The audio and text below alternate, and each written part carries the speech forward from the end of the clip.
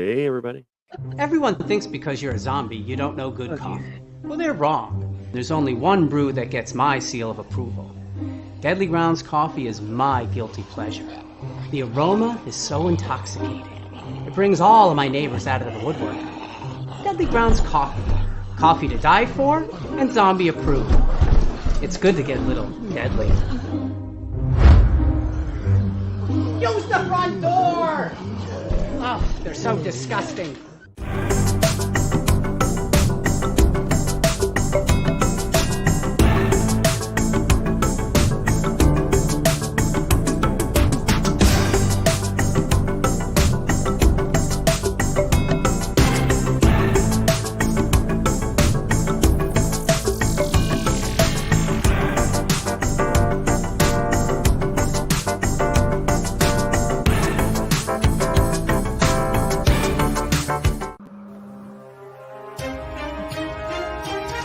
The Dorkening and all affiliated shows are not intended for anyone under the age of 18. The following may contain discussions or scenes that have adult situations, graphic violence, nudity, strong sexual content, and graphic language. This show is intended for mature audiences only. Viewer discretion is advised.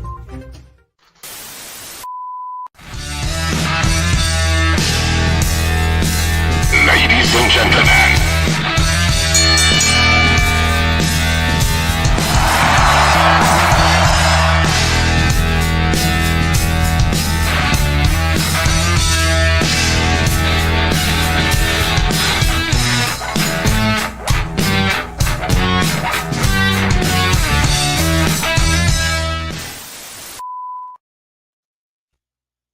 hello, everybody. I'm Matt. And we're yeah. we're never going to. Yeah. I know that's gonna, You like cut off. Yeah, you did. and I'm waiting for you to start so I can do it with you. See, now I'm doing the same thing. I'm waiting for you to start, so that's might be our issue. Okay. How about we let you start it? Let's try like the sign off later today where we let you start it and see if it, because maybe I'm fucking it up. No, I mean you're the one who you got the video. You got the video cue. Well, I mean, if you just start singing "We're," I can hurry up and catch up with you. You know what I mean? And then no one will know, unless they watch this part. Then they'll Yes. Yeah. So y'all forget this shit in about 2 hours, okay? Yeah, man, actually does camera. What's up, y'all?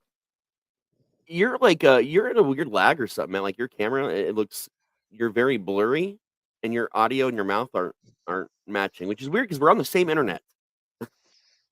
Hmm. I don't know. It's fine though. You'll be all right. All right.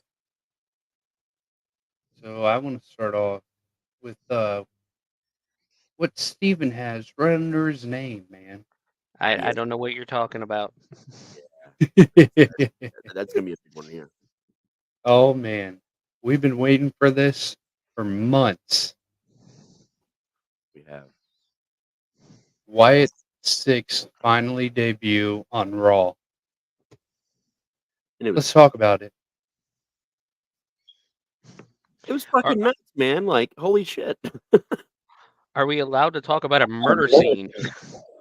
Yeah. I think so. We have a lot of shows that talk about a lot of different things, so I would assume we can, knowing that it's it's entertainment based. I mean, we do talk about deaths in horror films, so I mean, This is true. Well, I would like to start out by saying rest in peace, Chad Gable. Apparently, he's fucking dead. so that's only listed in the Wikipedia though. Like I can't find it anywhere else but that Wikipedia. So I think he's just knocked unconscious in terms of the show, but I don't think he's actually dead. Oh, they're hiding it. They're covering it up. They're covering it. Like everybody backstage was dead. Just murdered. Just friggin' murdered.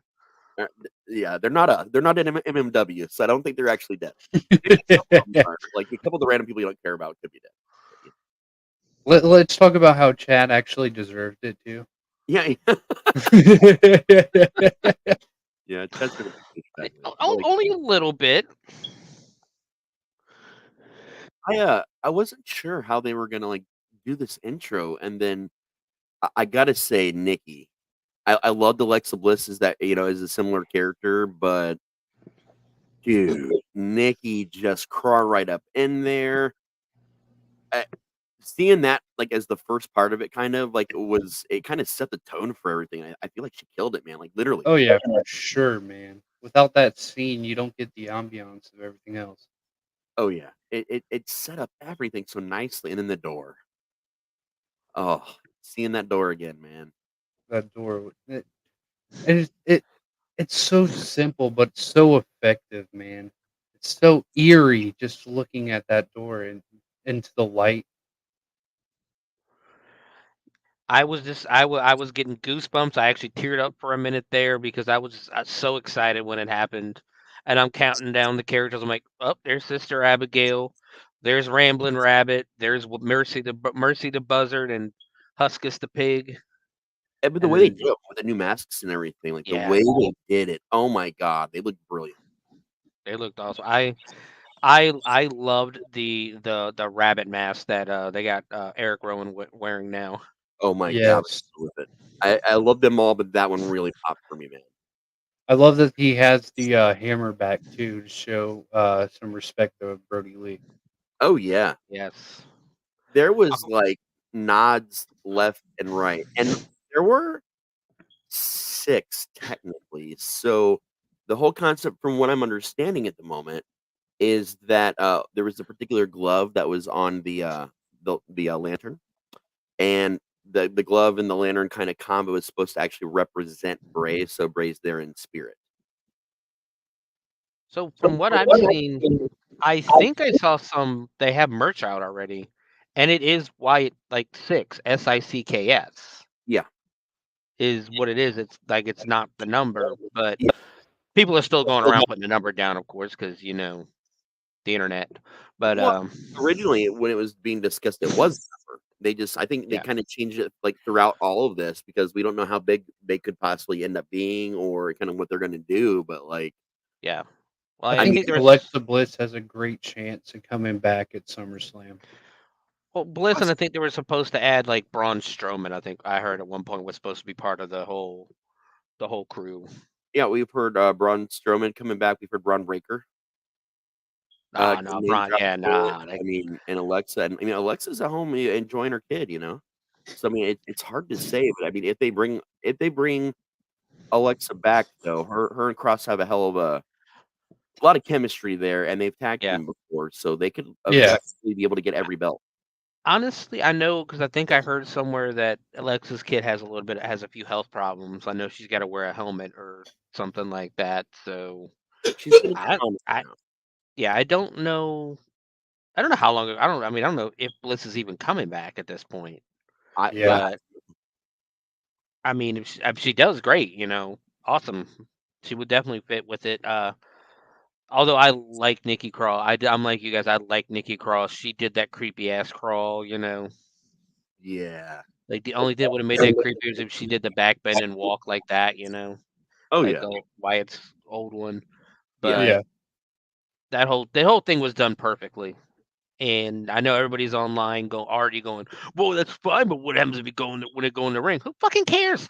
Enjoy it. Enjoy right Yeah. now." Who cares, man? Yeah, I saw a lot of that today too about falling apart and then going away. And here's the thing. That has happened a little bit, when Bray was running it, but it wasn't the fault of Bray, it wasn't the fault of the gimmick. The fault was the storylining, some of the actually, not even the storyline, it was the show scripting itself, not the storyline scripting, to be specific, like how the shows ran, how it's Yeah. operated. Vince, Yeah. dropped every ball there was to drop, a lot on Bray. So, like, a lot of that had nothing to do with Bray or anything, the Wyatts or the Firefly, anything at all.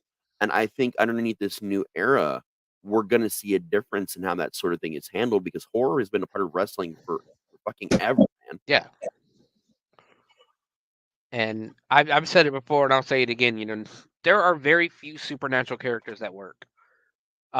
Sting, I don't even think Sting was necessarily a supernatural character, He but, was like, under he did the crow thing, that was about yeah. as far, that was it.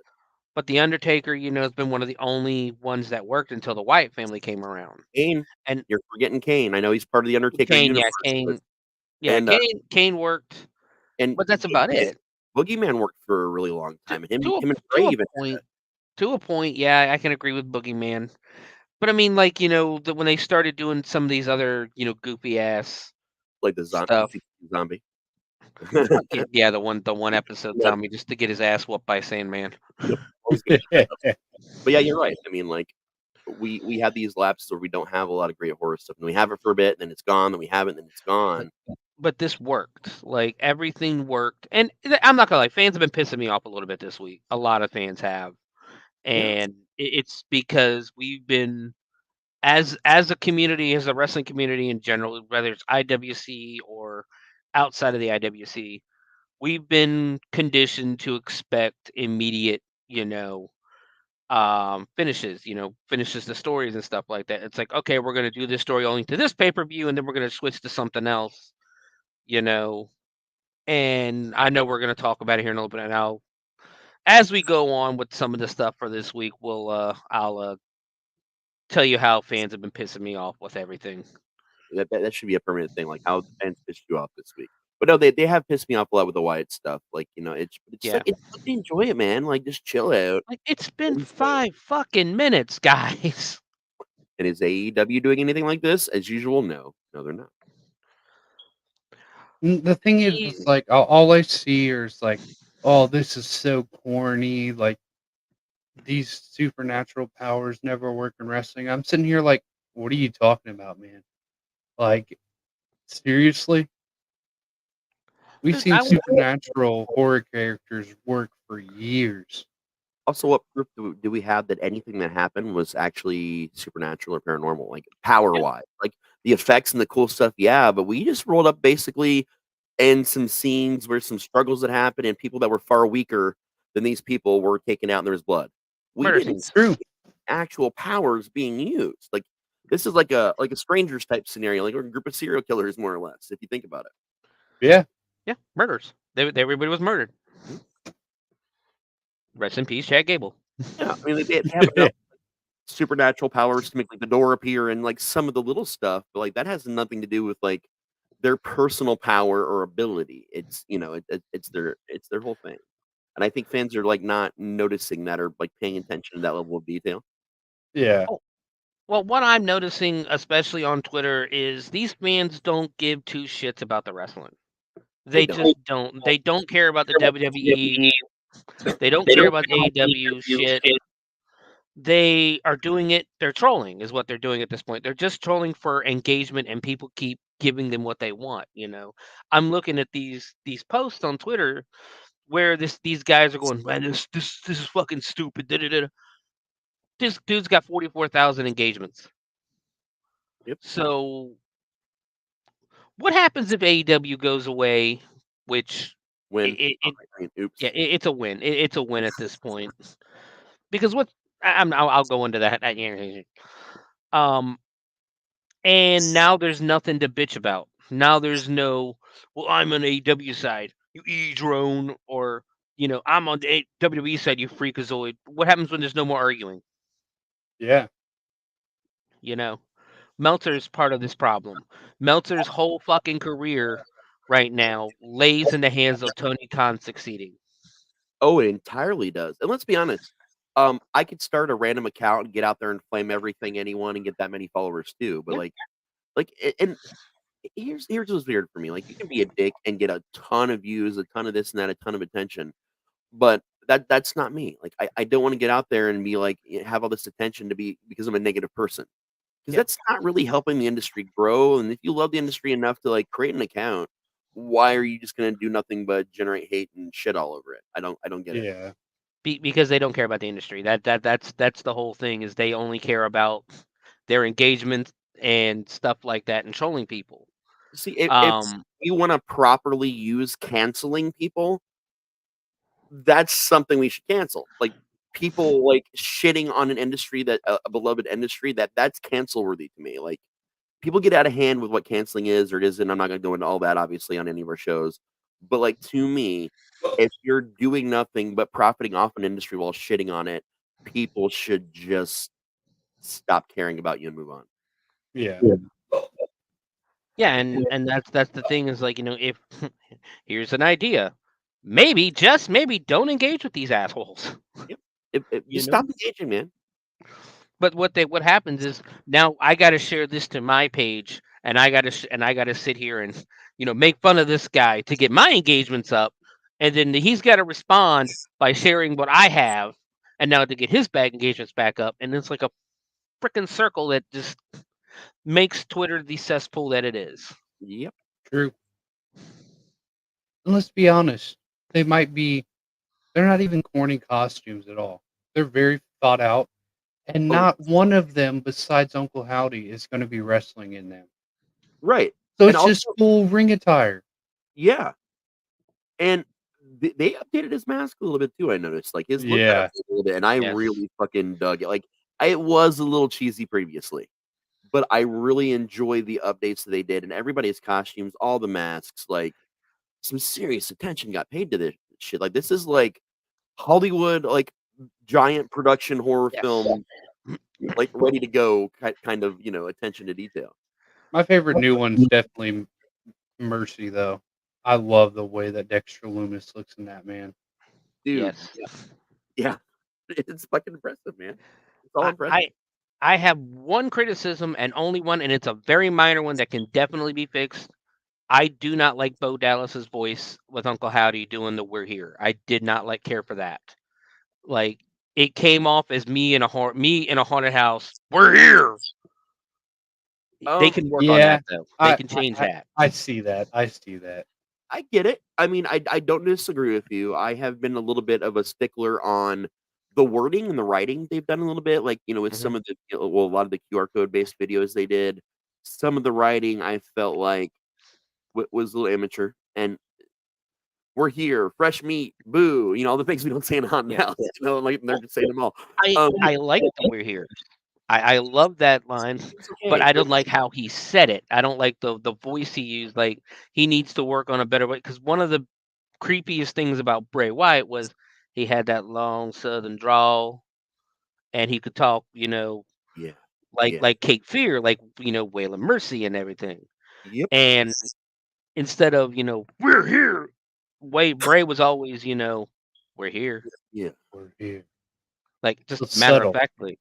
Yeah, but here's the thing. If they had shown up all of that and all of them just stood there and the entire arena went dark and came back up and everything was gone, I think that would have been more powerful than him actually speaking at all. Because it's obvious they're here. Like saying we're here is stating the fact that we're here. Like he should have just blew out the lantern. That's all he would have needed to do. Blew out the lantern. Arena's dark. House lights all come back up and they're just gone.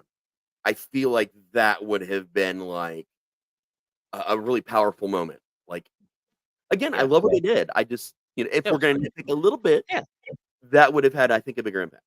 Like I said, my criticism isn't big. It's not a huge criticism. It's a minor one, again, that can be fixed if they choose to fix it. And it's gonna. That's very true. It will be braised, but it's almost the whole, honoring Bray. Yeah, I think he just did that to honor Bray, and hopefully, we move on and it's this new thing. But like, if y'all are listening out there, WWE, the Wyatt Six, hire me to write your shit. Just hire me because I'm good. I got you. I know what you're going for, and I love it. I just had to throw that out there once in a while. Hey, we're all for it. Just remember, at one point, Vince Russo had a job. So this is true. So what we got up next? Because I feel like we could just talk another hour about Wyatt Six if we don't stop. Oh yeah, for sure. Cool ring attire is part of the whole gimmick. The whole thing. It's probably one of the more important parts of it. It oddly enough, it very, very is. When I got started, my first character was the Machine. I wore an all like silver costume, silver paint, everything. I looked like Colossus, but a very like cheap version. I was Timu Colossus basically. And then when I moved up and I changed the gimmick and did Raven Lunatic and all that and the Friend, completely redone. I had the long, waist length dreads with like holy symbols and weird like beads and shit, just up and everything. I had a straight jacket on. Like it was a completely different like shift. And the costuming, with that fed was a lot. They put a lot more time and work into it, and like just coming out with a better costume alone gives you more of a confidence boost when you're coming out there. Oh yeah. Well, look at it like this too. Stone Cold Steve Austin. Does Stone Cold Steve Austin work in anything but black tights, black knee pads, and black boots? No, No, because you just come out and kick your ass and leave. but they had to figure that out. Yes. It's through multiple things before they Hollywood Blondes, the I- Ringmaster. Hey, we do not disparage on the Hollywood Blonde, sir. Not disparaging, just pointing out the existence of the difference in the look. Yeah, it's still funny. It's still so funny going back and watching old NWA and WCW clips of him doing the camera reel and everything with Brian Pillman. It's like, yeah, could you believe that's like one of the literally probably the most famous superstar of all time. Oh yeah. Yeah. Even people that don't know wrestling know who Stone Cold is. Oh Like, yeah. come on. Yeah. Yep. WCW. We're gonna kick it off into Cody Rhodes. All right, what's going on with Cody? Well, he's been feuding with AJ for a while.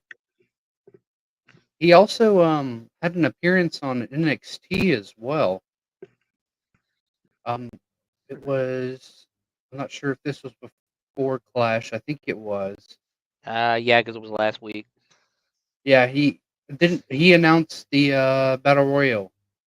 That happened last night, and that was very fun to watch. Hell yeah. Heck yeah. I do believe in Joe Hendry, by the way.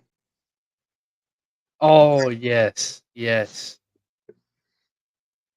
Did you see him talk to Michaels afterwards? Yeah.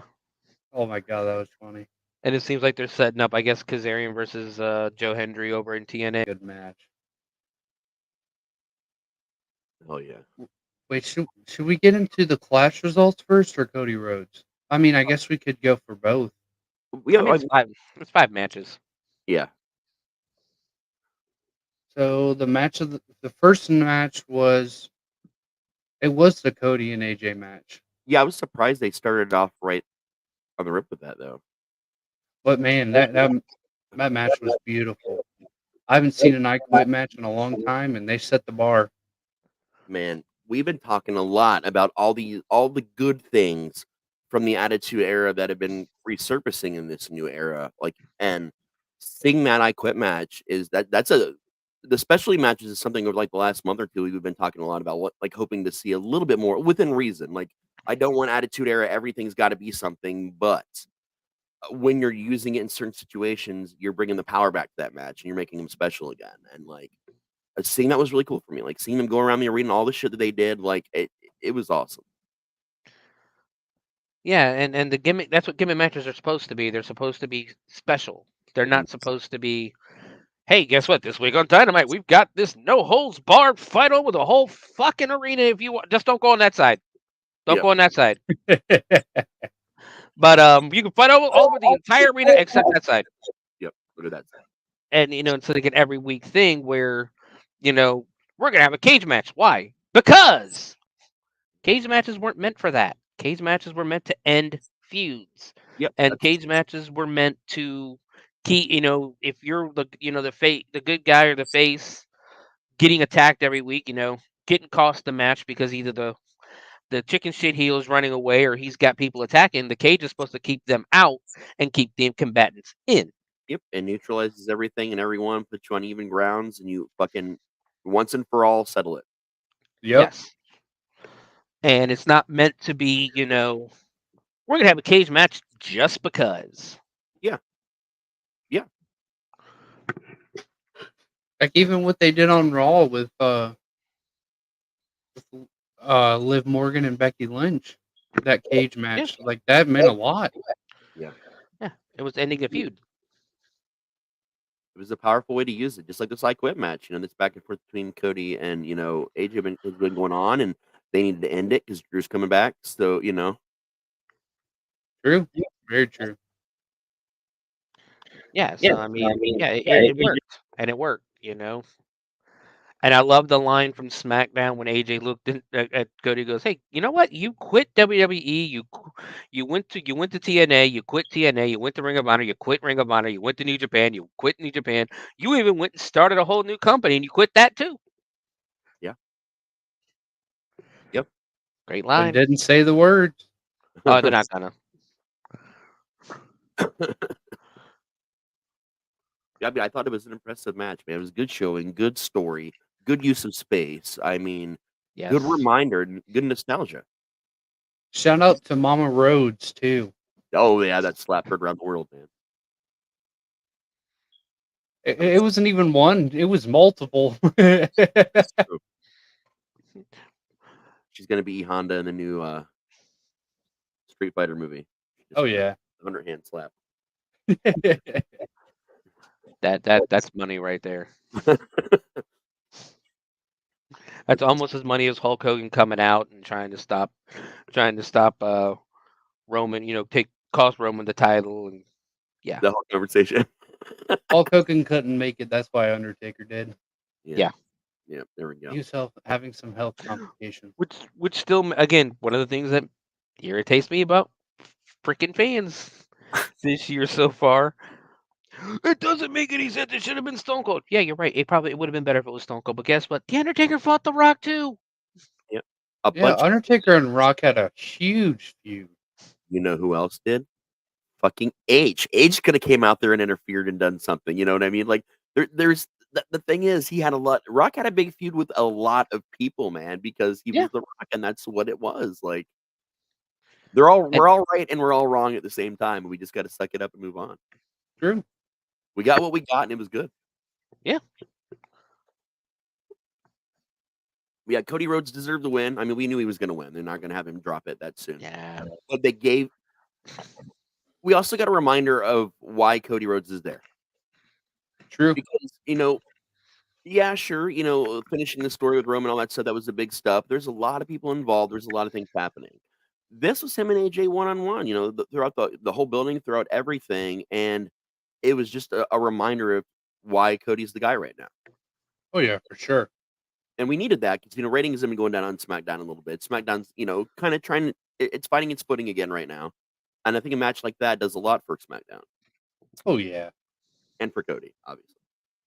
Yeah, he needed something. I mean, he was starting to get a little stale there, but he's picked it back up with that feud, and then the next feud that's coming. Yeah. I agree with this because I think I think the Wyatt Six is going to be one of the things that saves SmackDown.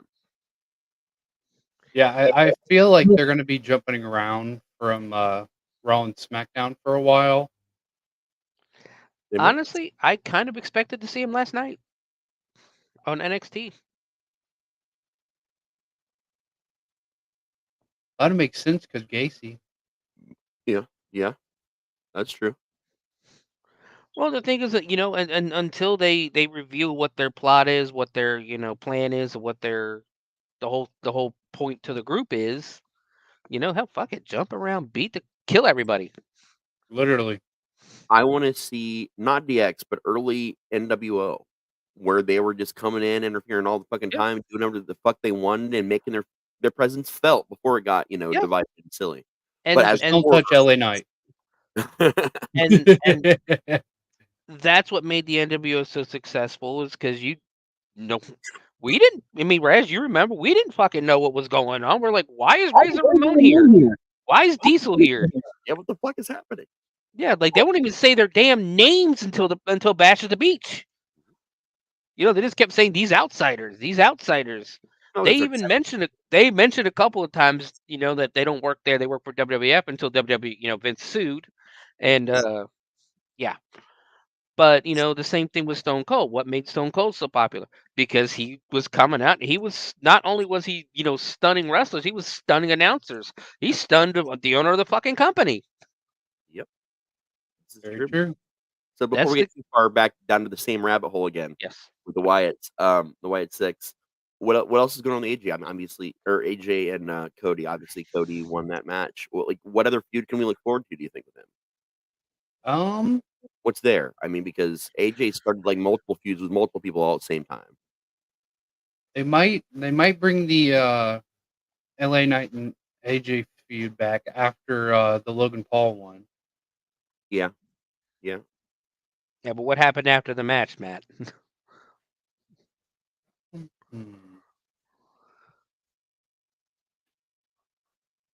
Well, after that, they just Bloodline. Oh yeah, that's true. Bloodline stuff. Yeah. Basically, they've said his next. They pretty much made it obvious his next feud is Solo. Okay. Which it needed to happen because they need to do something with Solo Sikoa.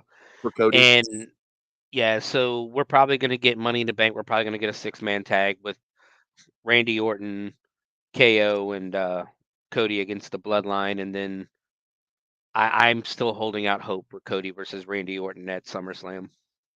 Like to see that, man. I think that's a good way to establish Cody even more. Whether Cody wins or loses, if he puts on a good match, that establishes Cody even more. And that's a money match. Yeah, and we all know we don't have Randy probably for much longer. Nah, he's very injury prone, unfortunately, and it's because of the age. Yeah. That's what, and I think that's what scares a lot of people with a lot of these guys. I mean, there was also a lot of bad health choices made for a lot of these wrestlers that we love under Vince. A lot of bad decisions, right down, and they have a great medical team, but Yeah. they had Vince undermining everything the whole time. Well, I mean, Randy Orton's been on his second strike for like 20 years, so yeah. And every time he hits that RKO, man, his back tears just a little bit more. And we already know he's got a bad shoulder too. So. Oh yeah, it's been done for a while. So who else we got? We have the Yeet in the Bank, Jey Uso. Oh yeah, I haven't heard a lot about Jey lately. So it was Rey Mysterio, Finn Balor, and Jey Uso in a Money in the Bank qualifier match. Okay. Jey invoked the Fireflies and pissed off the Wyatts. Again. Yeah. Again. Well, he did. He cut a promo afterwards. He goes, "Look, if I did that, I'm sorry. You can have the Fireflies back. Don't murder me." Hey, he was paying tribute to Bray. You don't have to come after Jey. Oh yeah. Oh yeah. And our next show is only a couple days before Money in the Bank. That's true. Nice. And it's super cool because that is our first episode of season 3. Hell yeah. This is our last episode of season 2. We did a 9-episode run for season 2, which is pretty good, man. Considering we only did, I think, 3 or 4 episodes in season 1. Yeah. So we're getting up there, man. We're doing pretty good. Heck yeah. And we love all you guys, and thanks for supporting us. Yeah, seriously, it means so much to all of us. Now we've got Steven permanently with us. We've been really finding our footing, and it took us a while to, dial this all in where we wanted it to be. And I mean, I love it when we do the show, man. I love this show, honestly. It's one of my favorites. It is one of the highlights.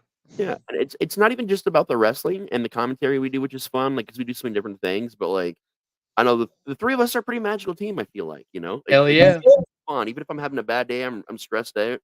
I get in here with you guys, and I'm good. I'm good for that 2.5 hours. Me too, man. Me too. Oh yeah, trust me. I'm in a little bit of pain right now. At work, I had to lift 3 whole pallets of window air conditioning units to stack on a shelf, and oh yeah, that does being not the sound fun. fat old guy that I am, my back is not agreeing with me right now. But I can ignore it. We know being here.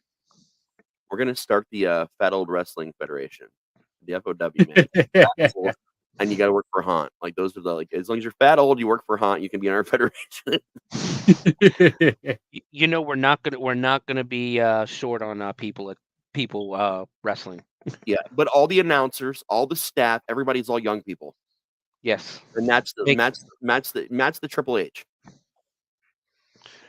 Oh heck yeah, I'll do that. It's all young people making fun of the old people wrestling. Yep. But it'll have the best damn story writing, like, of any federation to ever live, which is gonna be the craziest thing about it.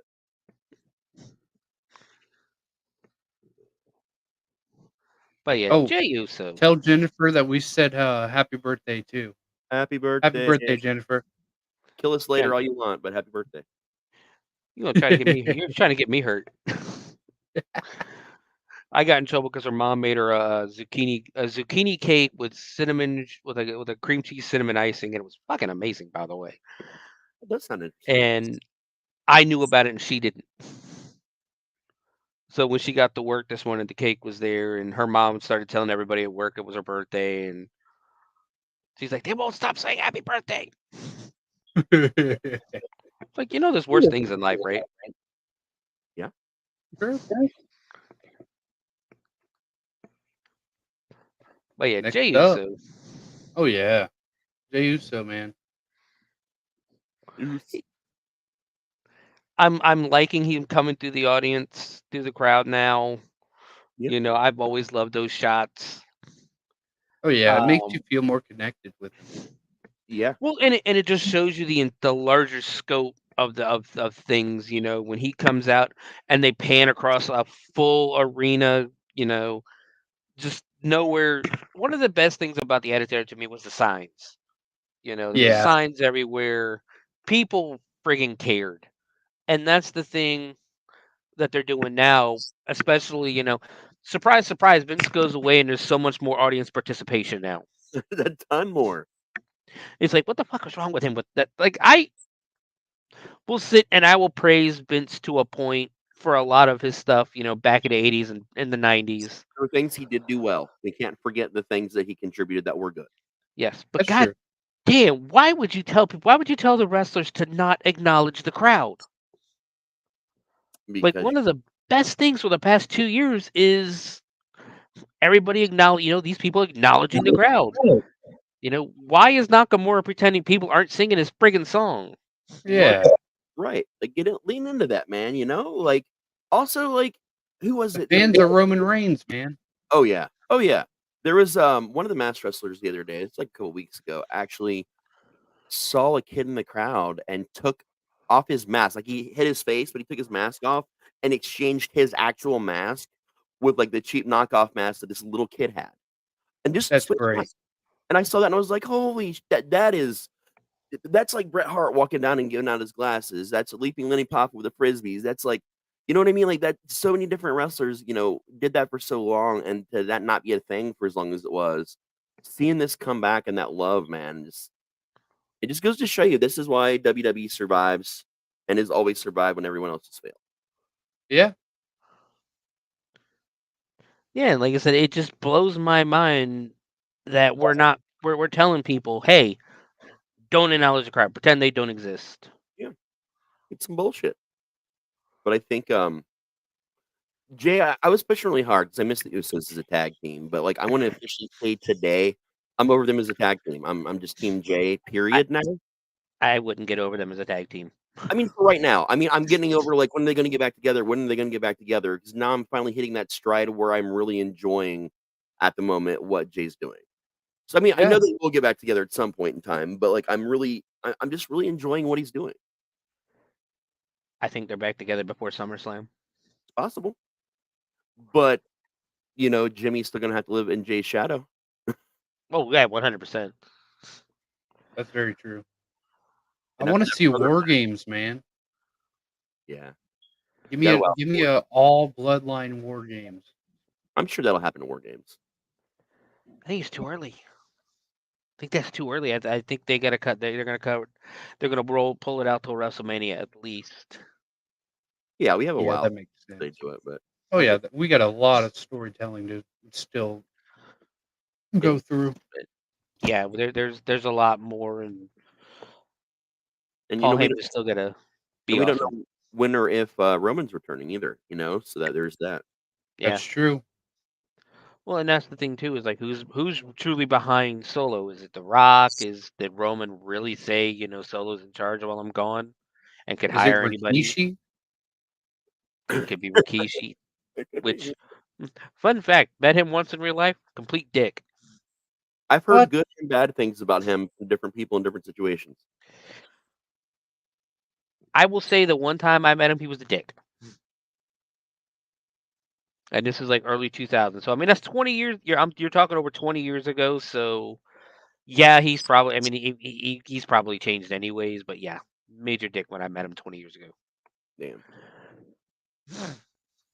Hey, Rikishi, you deserve to email Steven an apology right now.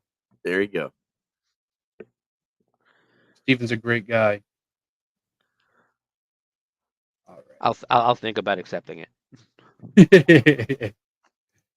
We're gonna move over to LA Knight. Yeah. Yeah. Who's been having a lot of action on Friday nights, honestly. Like they took him away for a little bit, but man, these past few weeks he's been pulling out matches left and right. That first match, I'm pretty sure, would be Carmelo versus LA Knight, and that finish was great, man. Melo got him in a schoolboy, and then LA Knight reverses it, and Melo's just sitting there flabbergasting after he loses to that to that reversal, man.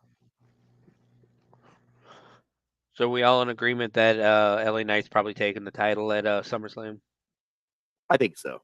Oh yeah, Because I know Logan Paul's got a baby on the way, Yeah. and that's true. he's only defended the title twice, I think, since he won it. Maybe 3 times. WrestleMania is all I can even. Well, And then WrestleMania, and then I think he defended it once after that. Yeah. was it Backlash versus Cody? No, because that wasn't for No. his title. Yeah, no, that wasn't for his title. I think he defended it once before WrestleMania. Because I'm trying to remember when did he win it? He won it last year. Yeah, he's been having a pretty good reign. He's He's kind of done getting the nothing. Roman. Yeah, I know. He's playing the Roman Reigns here. Yeah. But I mean, we can't really say much because it is Logan Paul. He does bring eyes to the product, and he's actually one of the better wrestling celebrities we've had. Oh, for sure, man. Love him or hate him, you can't deny his in-ring ability, man. 100%. Some of his matches do kind of look the same. I will say that some same spots and stuff like that, Yeah. but they all have different wow factors. Yeah. And we are unfortunately losing out on watching his brother get the shit knocked out of him. Oh, Yeah. dude, I'm so sad that got postponed. I'm sad it got postponed, but at the same time, I really didn't think that was going to be a real fight at all. That's understandable. Yeah. I mean, it's going to be about as legitimate as the Conor McGregor Floyd Mayweather one. That's true. That's true. Or the Cam Wilder and Tyson Fury. Yeah. Yeah. I hate how boxing is becoming so more of a gimmick than an actual sport, which is sad. They got to do something because I mean, it's still popular like around the world, just not as popular as like UFC and MMA and stuff like that. Yeah.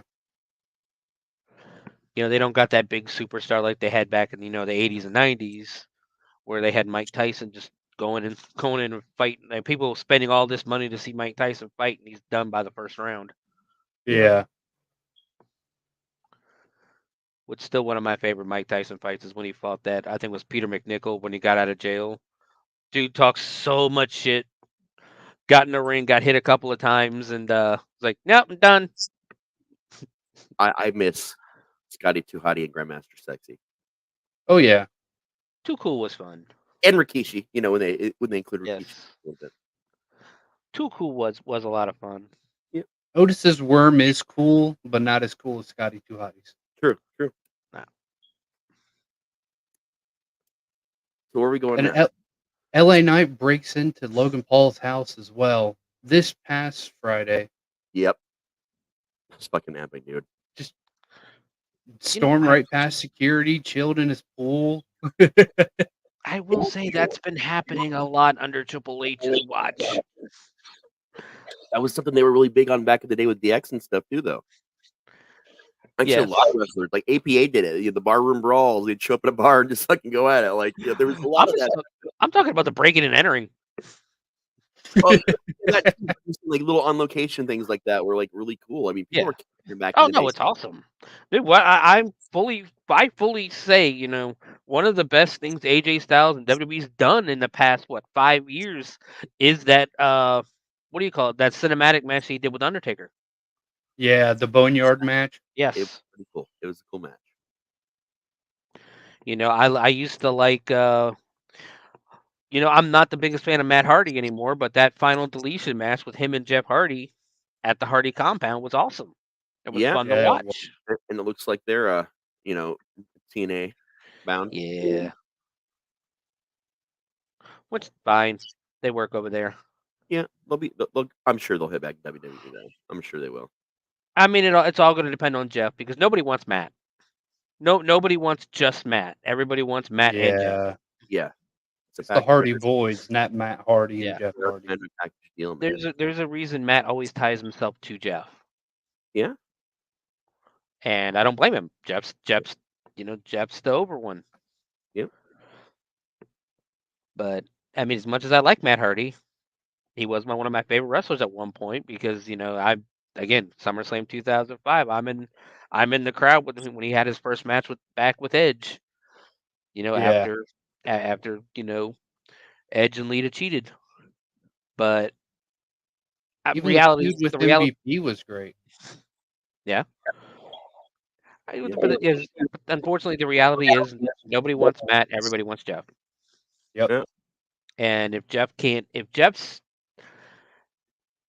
the problem with Jeff is Jeff can't leave the country. Because he has no license anymore. And he can't drive. Yeah. Thankfully, because we've seen the decisions that he makes. Yep. Not saying that people can change. I 100% will never say people can't change. But how many chances do you give Jeff Hardy? That's true. To drive, none. No more. No more. No more to drive. No. Get a bike. Yep. Or just I want to. You know what? WWE, he can just ride with someone, or they can pay to drive him around. It's not a big deal. No, give him. Hardy's one of my favorite wrestlers of all time, man. It's just sad to see. Yeah. Give him a bike. Let him ride from Toronto to Chicago. There you go. Forrest Gump that shit. So where are we at? Sami Zayn. We had a great match at Backlash, not Backlash, Clash of the Castle with Chad Gable. Yeah. Yep. Poor Maxine. Holy crap, dude. What's going on? Let's talk about it. Maxine keeps getting just everybody in Alpha Academy. We'll rope in Alpha Academy here, but you can't without Sami Zayn right now. Yeah. Chad Gable's lost his damn mind. Rest in peace. Physically and literally. But yeah, he just keeps abusing all of them up to Clash of the Castle. Then I would Sami Zayn's in an ankle lock over the barricade outside, but he reverses it, and Chad goes shoulder tackle right into Maxine's injured leg. Yeah. Whose fault is that? Would you put the fault on Sammy? No. I mean, she was in the way.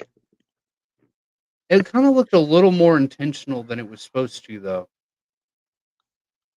Because he full on pushed his shoulder out and everything. I will say, I wish they would have pulled the trigger in Scotland versus Raw. With Otis. Yeah. Otis was over as hell in Scotland. And especially knowing we're going to just outright piss off the Scottish fans by the end of the night, give them Otis turning. Yeah. Yeah. I mean, But Otis turning, man, he's probably the most over superstar right now. He's up there. He's up there. He's up there. He's reaching Cody over. Yeah. I wouldn't say he's right there with Sammy and Cody, but he's getting up there. Yeah, it'll be a good little feud with once they get the Creed brothers in there with Chad Gable, rest in peace. And you got Chad, you got the Creed brothers feuding with Otis and Tozawa. You'll have Ivy Nile feuding with Maxine, and then I hope Chad Gable gets another shot. I want to see Chad Gable as Intercontinental Champion, but I don't think that's going to be in the cards because of a certain Steiner. Yeah. Which, god damn, he that shot on Monday of him just murdering Ludwig Kaiser. Jesus Christ. They're both running full speed, and he just got engulfed. And I saw him, like, when Ludwig started running, you see, like, Braun Breaker come behind him, and then they do that above shot of both of them running around the ring. I'm like, oh, Ludwig's going to get killed! It's a drive-by. Oh, yeah. Then they ended up finding his top half in like the third row, and then his bottom half underneath the ring somewhere. Yeah. I never wanted JR around so much. He literally broke him in half. Cole did all right. He did all right. But you can't take away JR, man. Oh no. But yeah, Sammy's been doing really good lately, though. He's been one of the more interesting parts of Raw. And a lot of that does have to do with how interesting the storyline with Chad Gable and Otis and them were. Definitely. And, until he got murdered. Yeah. Rest in peace, Chad Gable. When is his funeral, by the way? I don't think we've seen anything about the funeral.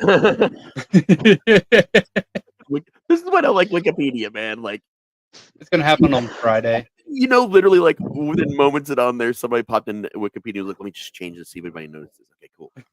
Yeah. And it's great. I mean, because it looked like Chad Gable was dead. All right, let me kind of speed this up a little bit. Yeah.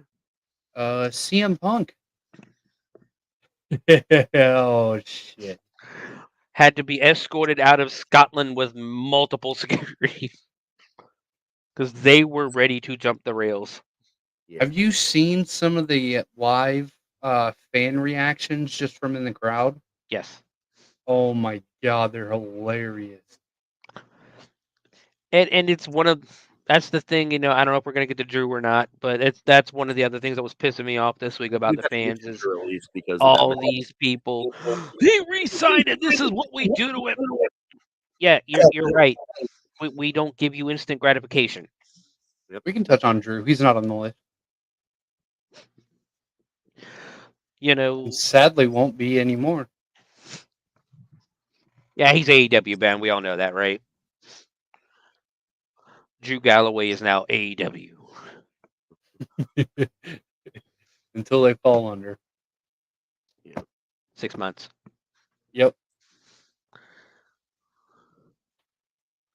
But yeah, him coming out on Monday saying he quits. Honestly, it shocked me. Yeah, I mean it's always a positive. It's always a good storyline when they come out, they quit, go away for a little bit. Hopefully they don't do it like Vince did, where like I quit. Hey, I'm back this week. Yeah, give him a little bit. You got to give him about a month or so. He's got about a month. And then just have him start fucking with CM Punk over and over. Because let's not pretend Drew had a lot of this shit coming. Yeah. That's true. The glass, the glass. I'm really confused about the Drew stuff, to be honest with you. What's going on here? I'm just overall confused about it, like, about what's actually going on with him. Like, just straight up, I'm really confused about it. Basically, he's tired of CM Punk fucking with him and screwing him over. But he fucked with And Punk just as much. I know, but he's a heel. He's almost he's a heel, and it's that human thing where like I didn't do nothing wrong. Yeah. Well, like, is this a real quit though? Is what I'm saying. I mean, I No. guess he deactivated his social media accounts and everything. Oh yeah, yeah. You kind of gotta. You got to play the kayfabe a little bit. Yeah. Even though yeah, no, he just re-signed like a multi-year contract right before WrestleMania, or right after. I think right after WrestleMania. Yeah. Yeah, like he's on a run of a lifetime right now. They finally made him interesting. Yeah. Yeah, let him be on the mic a little more, and it's paying off. Yeah. Well, that's the thing. A lot of these guys end up. It might take them forever, but they end up finally finding their way. You know, Bobby Lashley for the longest friggin' time was boring as hell to me. You know, he did the Hurt Business. Now I'm interested. You know, Drew McIntyre for a long time. Again, boring to me. I liked when he beat Brock. You know, the Royal Rumble win, how he beat Brock, how we, all that good stuff. But he's, again, to me right now, he's probably my favorite star. He's the shining star of Raw right now.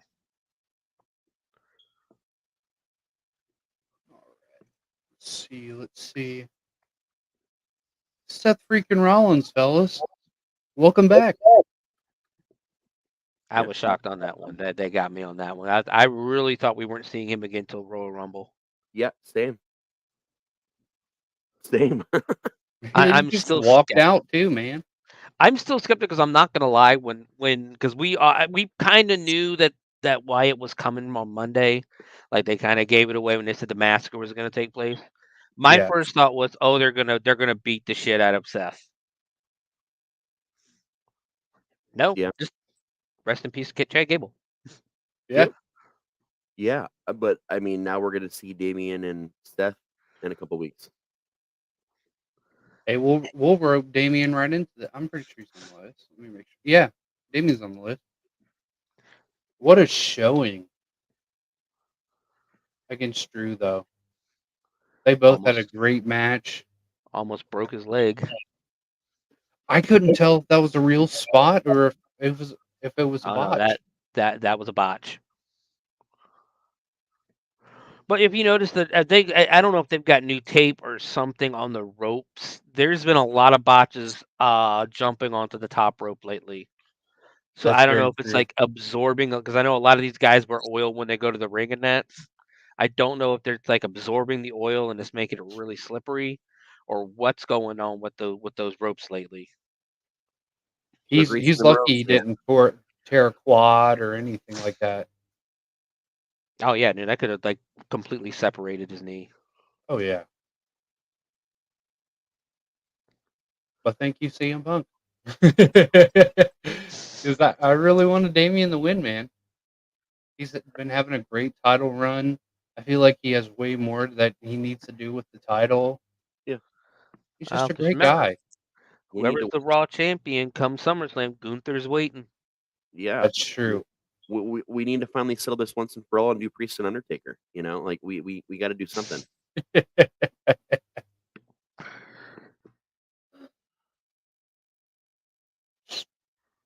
see. The Awesome Truth. They had a match. Nice. Okay, let's talk about that. I love them. Pretty great. I can't remember who they faced on Monday. They didn't wrestle anybody this Monday, but they wrestled AOP last week. Yeah, because the Authors of Pain. Because they had that segment with the ice cream truck with Truth and Miz, and then Karrion Kross came out. Yeah, they're getting ready to turn Xavier. Oh yeah, for sure. Well, Xavier needs a solo run, man. Everybody else in New Days had their solo run. It's his turn. the New Day's been around for what? Almost 10 years now, hadn't it? Yeah. It's been one of the longest runs, for a team, especially in WWE, who loves to break their teams up. Oh, for sure, Um, man. and I'm interested in seeing a Woods heel run. It'll be interesting to see how they turn heel Woods off on up down down though. Well, he's great on the mic. I think he can Yeah. definitely do it. Oh, yeah, he used to be real good in TNA when he was first starting. When he was teaming with Jay Lethal when he was doing the Macho Man stuff. I think he was awesome. Was he Consequences Creed? That's right. Oh, heck yeah. Yeah, he was really good as Consequences Creed, and that on the mic. But he, the New Day has helped him shine definitely, and it's going to be interesting to see a heel turn. But Oh, yeah. do do we think it's time to take the belts off Awesome Truth? No, fuck you. I Never. I think it's time. Unless the Bushwhackers are coming back. Oh, one of them are dead, Don't ruin it. and I Hey, we're think one doing of them are. supernatural stuff. This is true. One of them are dead. One's on the door. So they can work with the Uh, wife. No problem. we'll just go ahead and bring back the Road Warriors while we're at it then. Yeah. But yeah, Speaking of the I'm Road Warriors, sorry. I do love the Awesome Truth. I love our Truth, but I think it's time to take the belts off. There's a lot of teams that could use it right now. my Just biggest getting over problem is who's who's more over than them right now. as a tag team. Yeah, Ah, that's my only problem with them taking they're it off of them. well. I mean, WWE's never really had the strongest tag team division since the.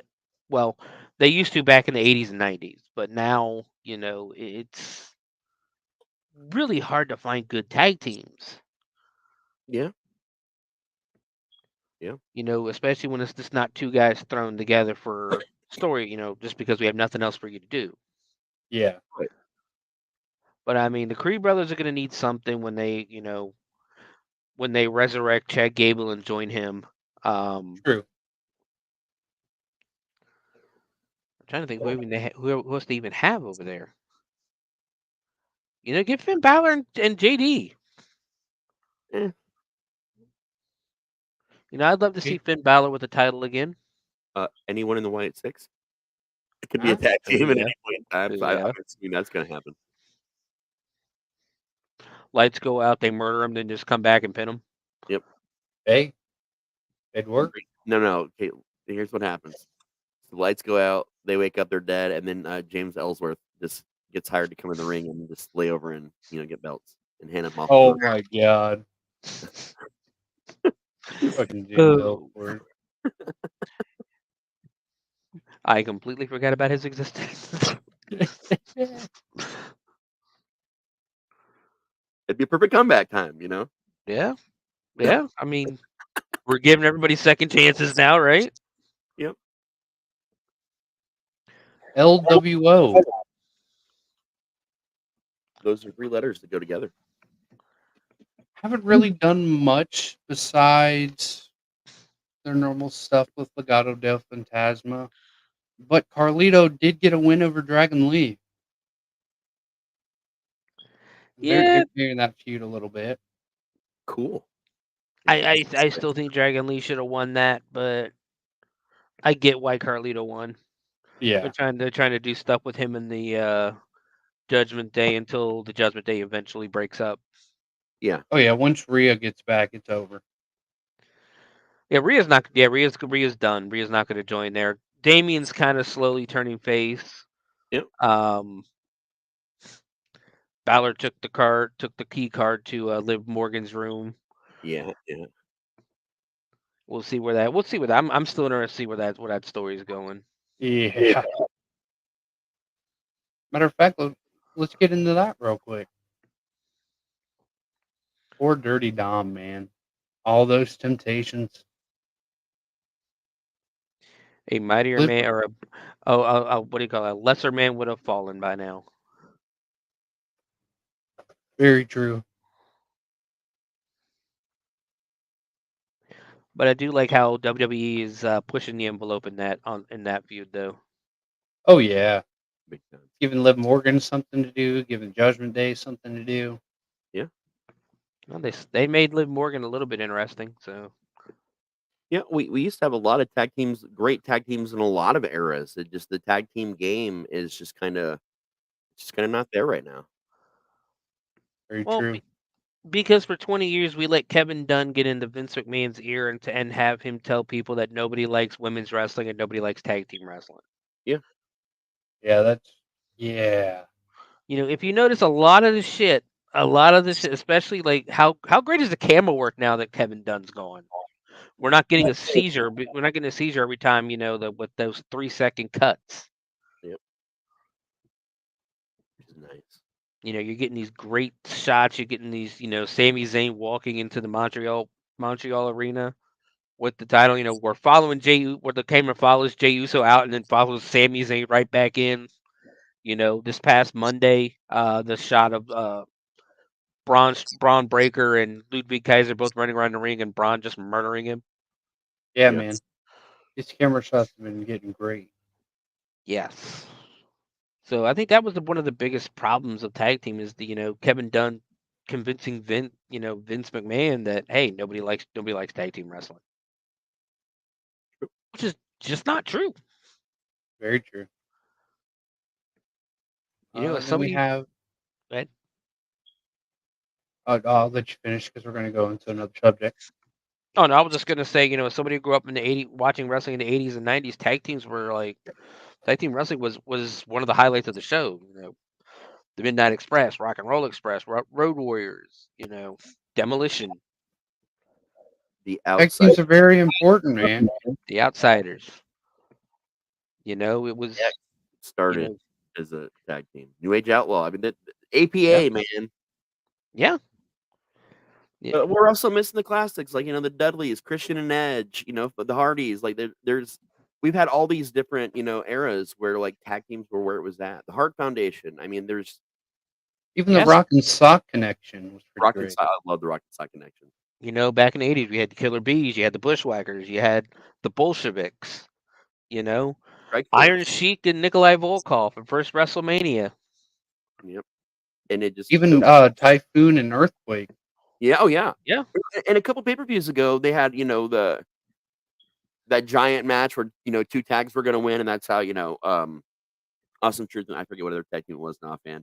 Grayson Waller and Austin Theory. Yeah. A-Town Down Under. Right. So it made it seem like we had a good tag team division, but then when you really looked at it, that kind of was the entire tag team division, damn near it. True. Very true. Yeah, yeah. Because as much as I like DIY, let's not pretend they're ever gonna get a title. No. Oh yeah, those were fun matches. Yes. Let's get into something that completely shocked me. Jade Cargill and Bianca lose their tag team titles. Yeah, that was tough. I was not thinking Alba Fire and Isla Dawn were going to win. But also given they were in Scotland. Yep. Yeah, they weren't gonna piss off the Scottish fans entirely, but at the same time also, and I just learned this a couple of days ago. I guess Alba Fire's mother died a week or so ago.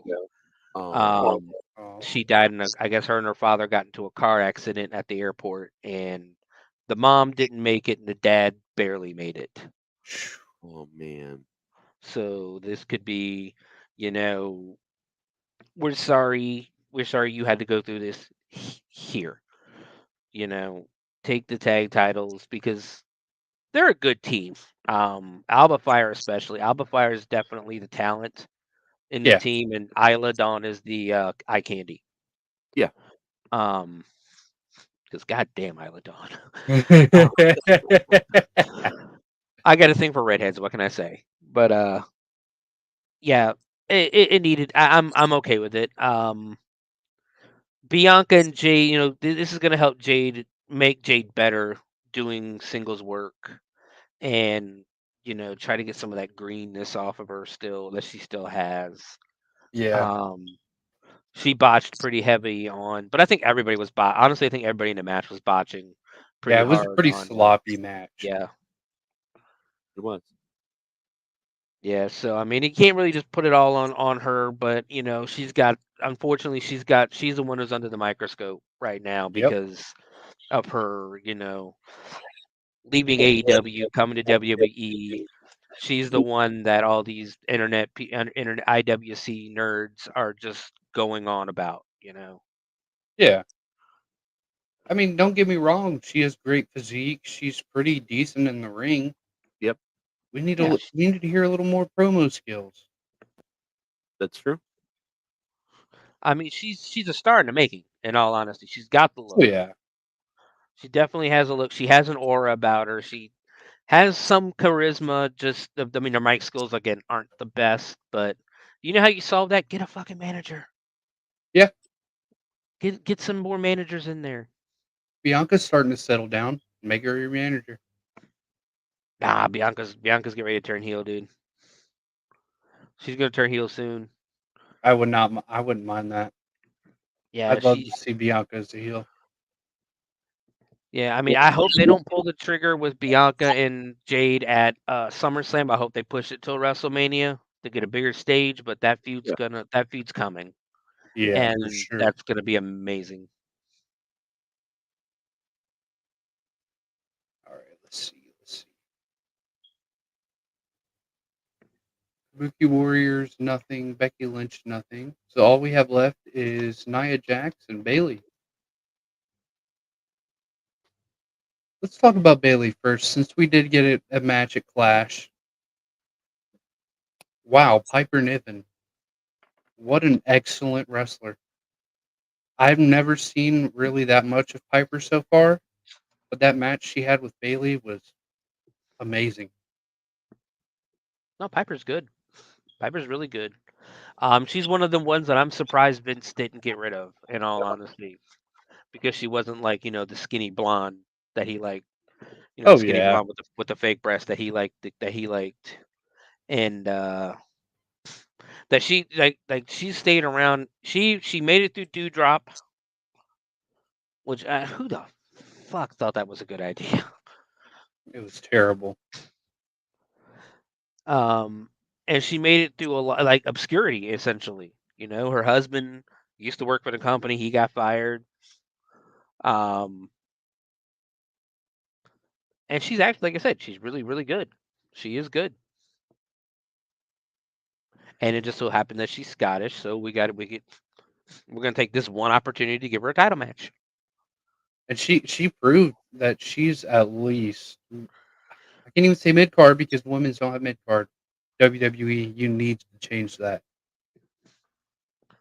They're working on it. They just introduced the mid card NXT women's title with the women's North American title. Yeah. But we need it, man. They've been proving themselves for Yeah. a long time around. I mean, we've said it how many times we said it on this show alone. Last year, War Games, women's match was better than the men's. Royal Rumble, women's match was better than the men's. Elimination Chamber this year, women's match was better than the men's. Yeah. Give them their flowers, man. Yeah. If you watch NXT last night, I think we had 3 or 4 women's matches in a 2-hour show. That's great. And they were all good matches. They were all fun to watch, and all had a story.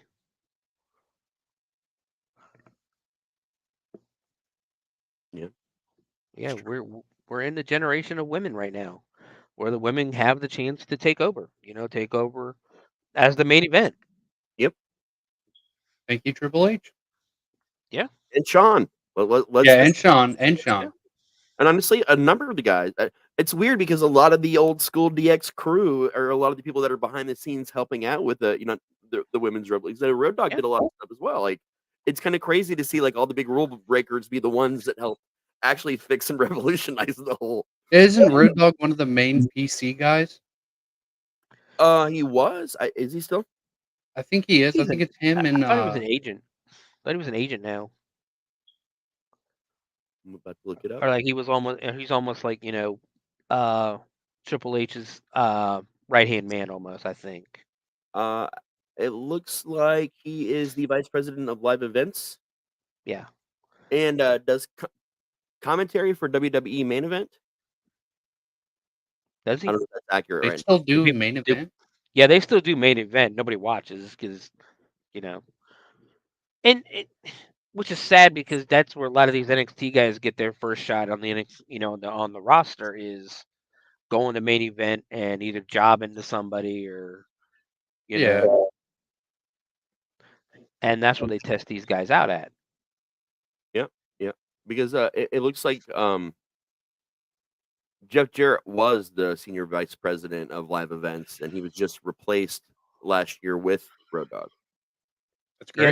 Yeah, they replaced him when Triple H officially took over. Like they shit canned him, and then they should just shit can him because he's Jeff Jarrett. Yeah.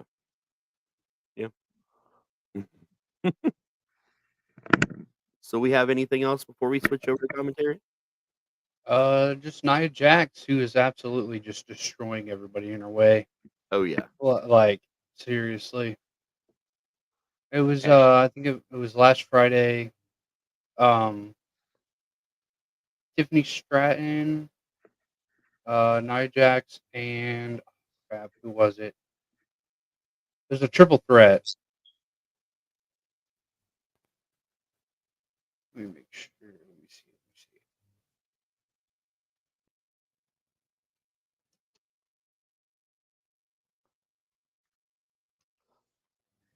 I'd love to tell you, but I'm not gonna lie, I didn't really watch last week.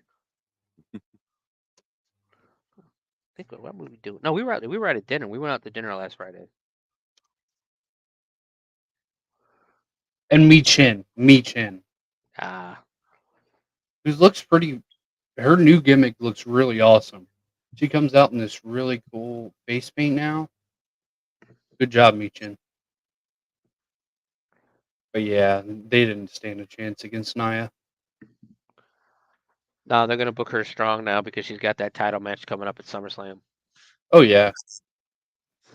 And I'm honestly still wondering if it's going to be against Bayley because I have a feeling she might actually drop it. To who? Like you said, the tag team titles. Who do we drop them to? Who does she drop it to? Tiffany's not ready. You got to let Tiffany cook. Yeah. So yeah, there's literally nobody else. They have to. I mean, I think give Nia the belt at SummerSlam. Let her have a run. I'm hoping that's where this all is going. If not, I'm gonna be bummed. I think it could. I mean, Bayley really doesn't need a title. She needs to. She's getting a little stale herself for now. She's. We'll see what happens at Money in the Bank too. Yeah. We could have an early cash in.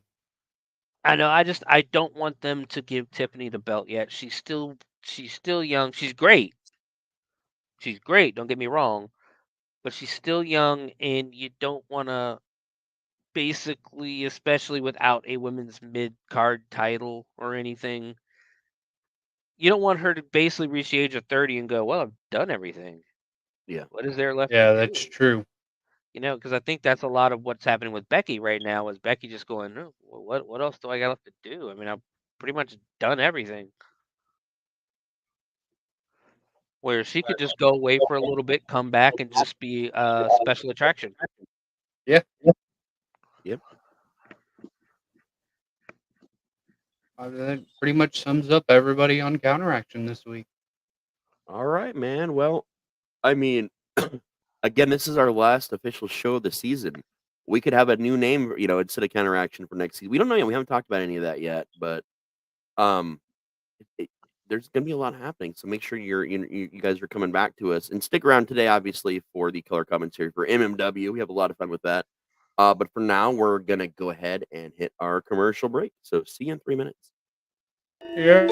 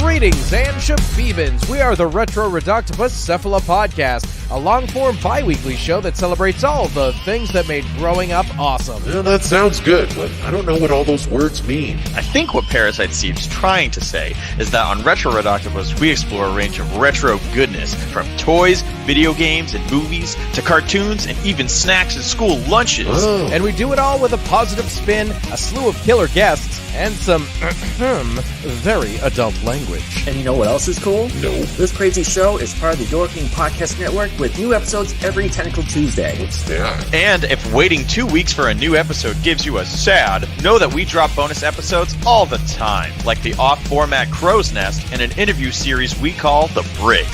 You can listen to Retro Reductibus on Apple Podcasts, Spotify, Stitcher, or any app that's cool enough to carry the only show that celebrates all the things that make growing up awesome.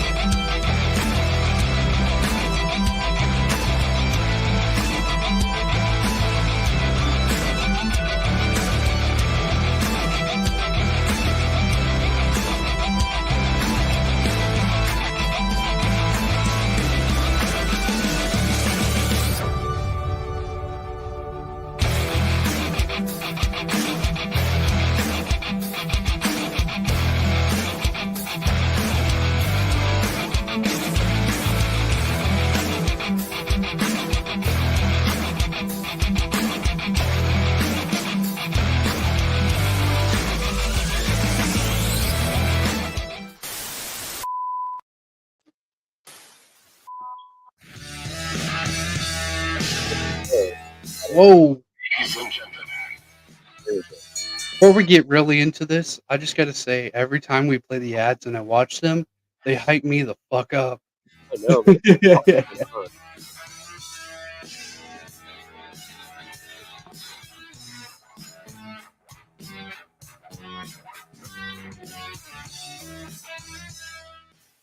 Yeah, we're ready. Right. This is it's all title matches this week, right? Yes, it is. Nice. Maybe Steven can redeem himself a little bit. Yeah, man. Yeah. He doesn't need that goose egg no more. Oh. He's gonna be the golden goose this week. Who's got Trish?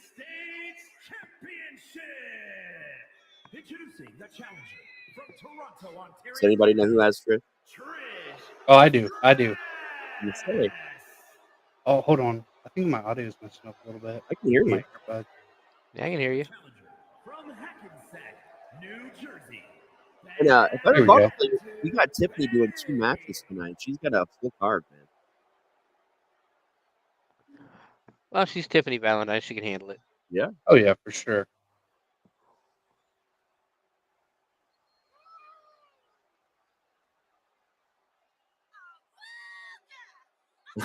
I think that was Michelle in the ring. Oh yeah, for sure. That's the first time I heard the Ooga thing, though.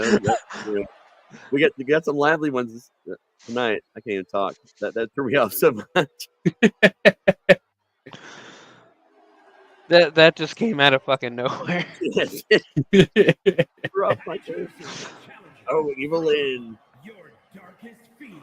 She proved herself last week, man. She did. Had a good showing. Could have been better, but it wasn't terrible. We got to get a hold of Mike Roman. Tell and remind him her name is Evil Lynn, not Evelyn. Yeah. What the hell do we pay this guy for?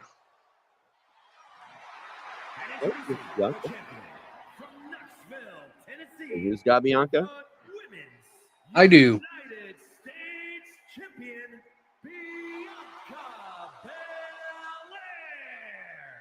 And would you like to explain why you have 2 entrants in the match for the people at home to understand what we're doing?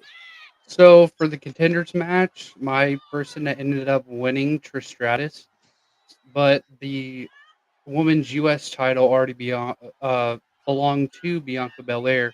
So I actually got an extra pick this week. Yep.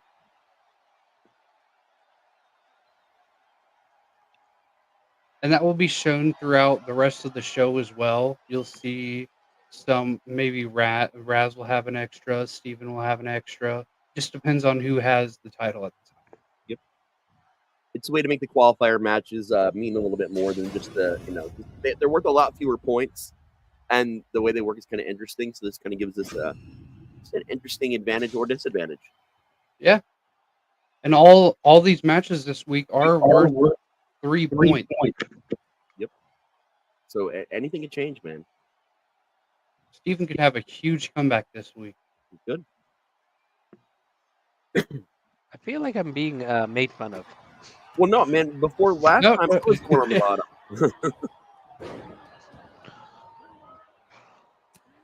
I just gotta remind you, Tiffany does have blood on her dress. She will seek revenge for me if need be. Oh yeah, for sure. We don't want a Chad Gable situation. Rest in peace. No, thank you. Lynn got knocked from the mat when she started. We kind of had a little bit of a comeback there for a minute. By the way, we will be sending flowers to that assistant's family that Tiffany may have or may have not have stabbed repeatedly in the face. Yeah, the cameras weren't rolling, so it wasn't true, but we wanted to make sure just in case. Yeah. It could have been compassionate. You never know. It could have been one of the fans that did it, you know? Yeah. Evelyn already setting up the ladder. Already going for it. You rolled by Tiffany momentarily. Oh, Trish got her own damn ladder. Evelyn's ladder was, my goodness. It's kind of cleaning up. Wasn't worthy of that ladder, you know? Oh, yeah. Trish Stratus got a little bit of a goddess complex. Oh, yeah, big time. But you also can't take away what she's done for the company. So, I mean... Well, she's beating up on Evil Lynn, so I'm okay with this. Right. Stratus up one for that belt already. Getting distracted. Oh, come on, Bianca. What are you doing? Evelyn's coming up to answer Trish. Oh, Evelyn is... What a springboard. Stand there and watch. You have to actually do shit once in a while. Guys? Somebody got to do something. Oh, yeah. Come on. They put a stop to her. She got that ball rolling, though. That was the ladder she brought in, too.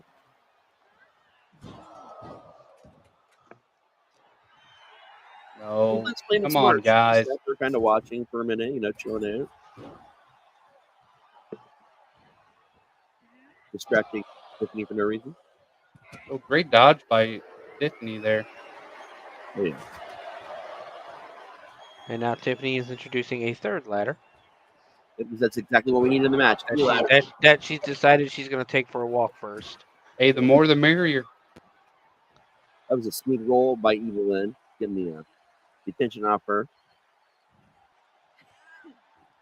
I gotta say, Evil Lynn's been kicking ass in this match. Oh yeah, she has.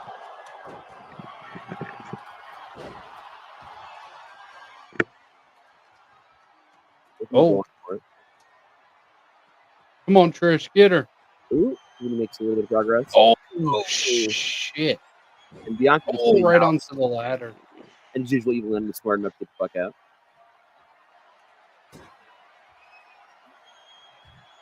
Oh, right onto the barricade. Yeah, ring apron. Evil Lynn has been opportunistic as fuck, man.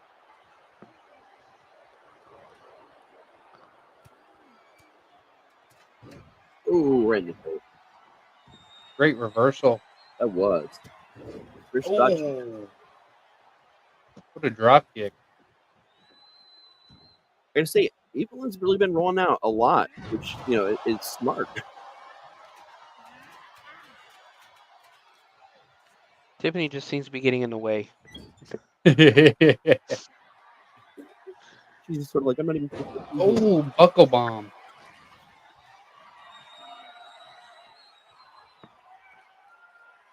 Little double team action. Uh-oh. Yeah, we had double team. Oh. And then we're just gonna kick some air. Never thought I'd see that team up. Yeah.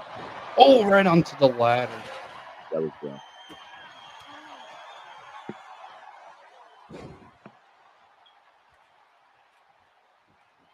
Evelyn just insulting every one of those takedowns. Yeah. Oh.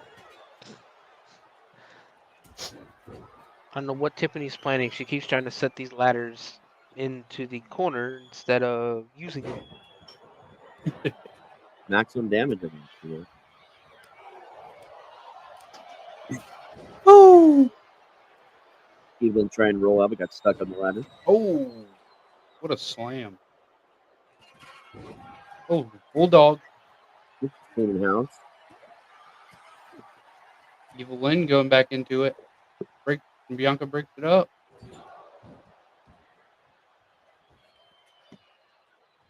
That's follow through. Oh. Some great action, man.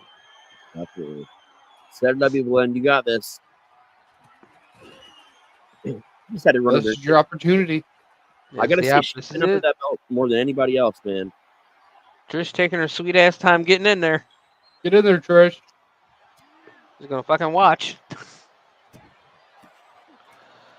Oh, it's getting closer and closer, man. Yeah. Oh, electric chair drop.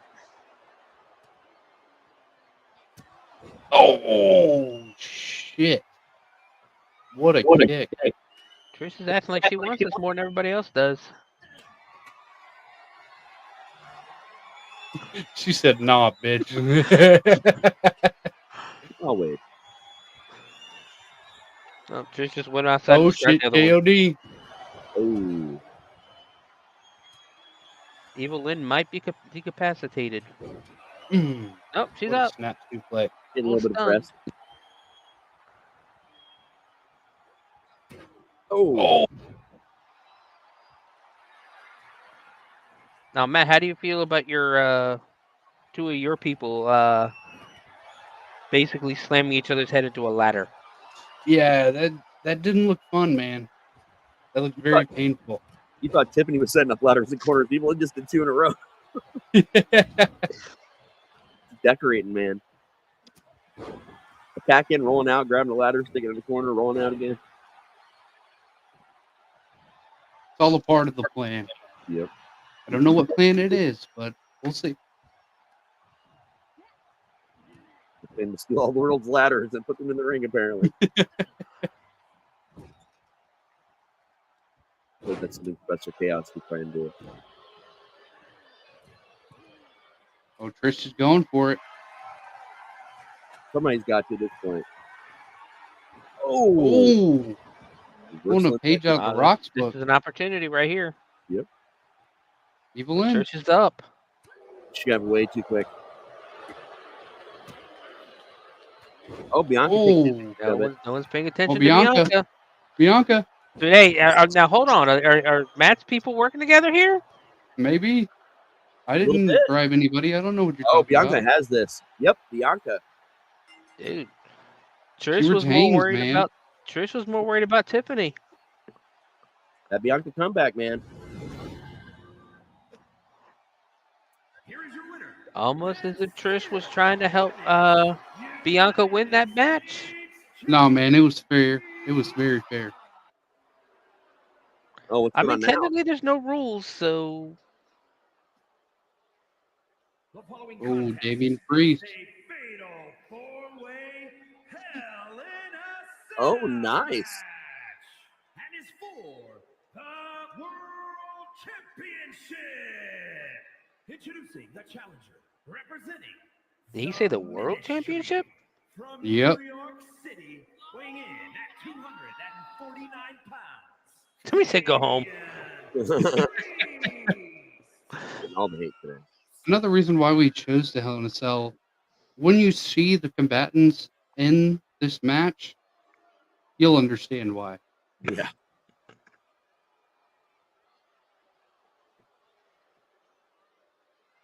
Somebody might have ended up Dead. Rest in peace, Chad Gable.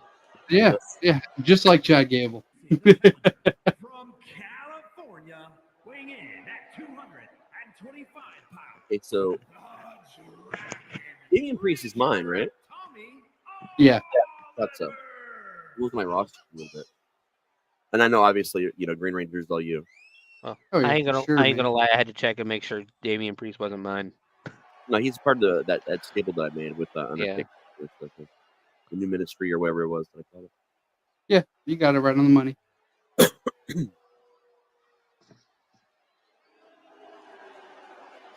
Wow, he's getting some hate too. We're getting that MMW show 1 sort of vibe. All this booing. Weighing in at 276 pounds. The Toxic. anti-hero, Monster.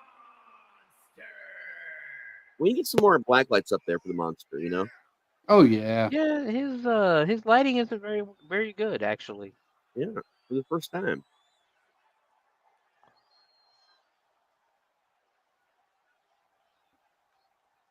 And he's kind of a cold reception, man. Yeah, what's up with these fans this week? Yeah, come on, guys. They were doing all right till now.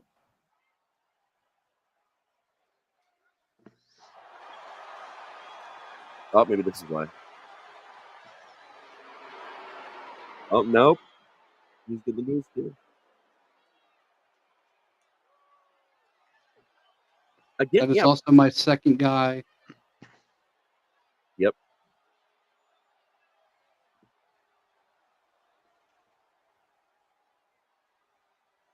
I'm Again, pretty sure this is the last time that I get an extra person. Don't quote me on that. what was that laugh? That was the most excitement I've seen for this whole match from the crowd so far. Was that Doink the Clown? It might have been, man.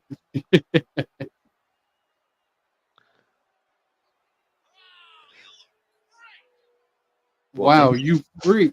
I mean, you're not lying, buddy.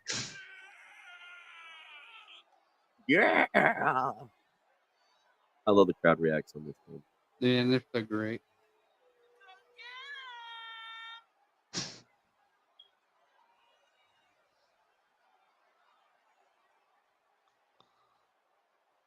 Peekaboo. I gotta say, the way that Fiend looks in this year, it looks amazing. Oh, yeah. Well, I mean, this is one of the first ones where he's not like downloadable content, isn't it? Yeah, he's just in the game.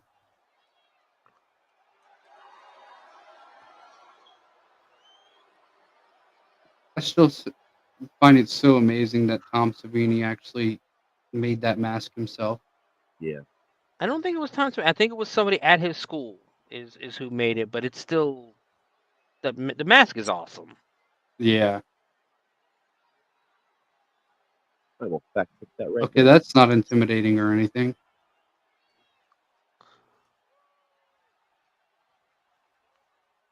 Once again, rest in peace, Chad Gable.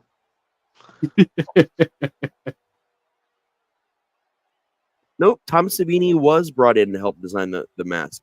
Oh, was it? I thought when they first brought it out, I thought they had said it was like his. I know his school was involved. Yeah, they brought him in to collaborate for it. Like him specifically. I mean, if you're gonna do horror, who's better than to make a mask than Tom Savini? Oh, Well, for sure. Savini, under Tom Savini Studios, has been working with WWE since like 2011, man. He also, keep in mind, he designed a lot of stuff for Triple H, Stephanie McMahon, Eric Rowan, and Kalisto. Nice. Do we know if he designed the new mask? I'm looking at this. It looks like Savini, along with Jason Baker, designed the puppets, the sets, and everything seen in the clips for the Funhouse stuff. Oh, that's cool as hell. I mean, it was, and Savini and Baker say that it literally was Wyatt who had the concept behind it, and they're just kind of working with him to make it happen. Yeah.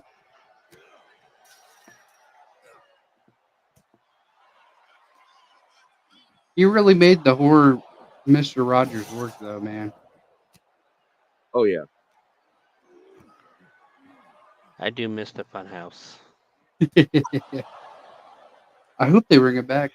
Actually, no, it's burnt down. You can't bring it back.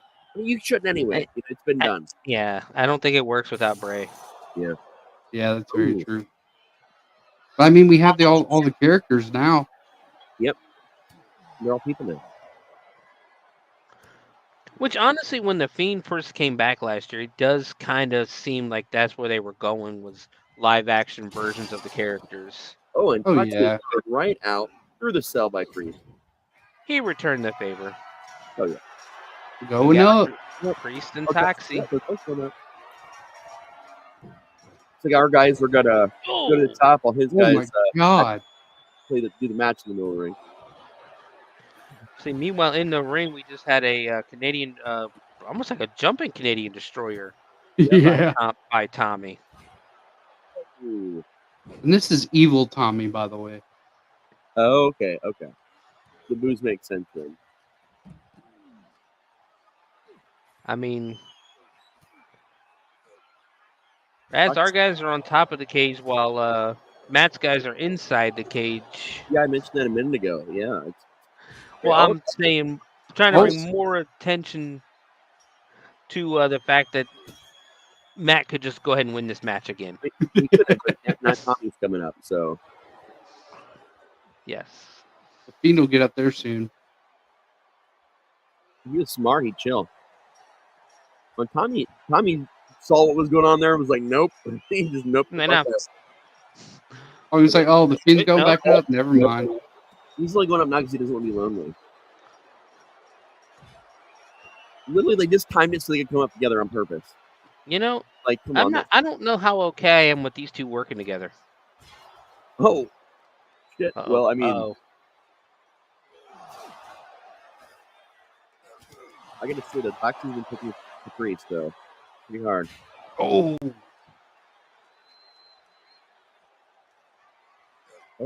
Somebody's gonna go through that cell, man. They got to be going through it soon. Yeah. This might be it. It could be. Yep. Toxie hanging on. Going through that cover. Is that it? Right here. This could be it. And it is. Toxie. Oh my God. That was a short one. For the first time in 2 weeks. Heck yeah, Steven.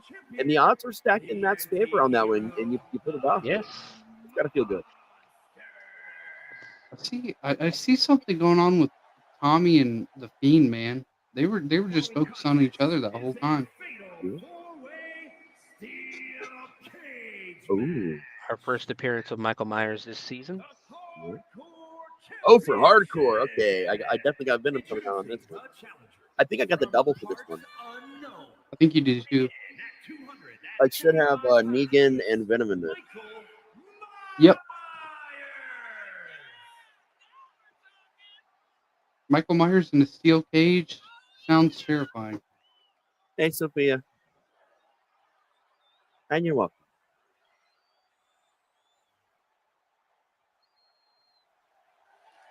Wow. Actually, here's good. Virginia, my hometown. Or my home state, rather. No, the whole state is just your hometown. It's okay. Yeah, the whole state. Yeah, I did the whole. It's like about Ohio. Well, it's like Illinois. If you're from Illinois, you're actually from Chicago. They just don't tell you that, you know. Yeah.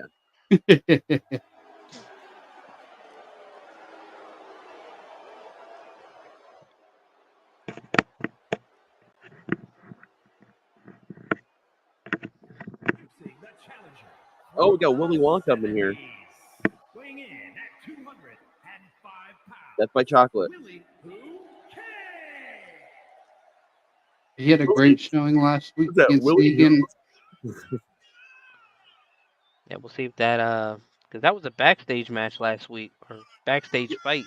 Yeah, just a random backstage fight that erupted. Didn't think Willy Wonka had it in him. No, I mean he did decent. And Negan took him out in the end, but you know, Wonka deserves to be in this match. Oh yeah. You know, Wonka could probably just take out Michael Myers with the Wonka bar. Just offer him the Wonka bar as like a peace offering, and all of a sudden Michael Myers realizes what he's done all these years, and Oh yeah, And introducing the champion my from man right there. New York. Weighing hey, in come on, I'm on the mask, okay? Michael Myers is on the title. hardcore champion, That's very true. the anti-hero, Van O.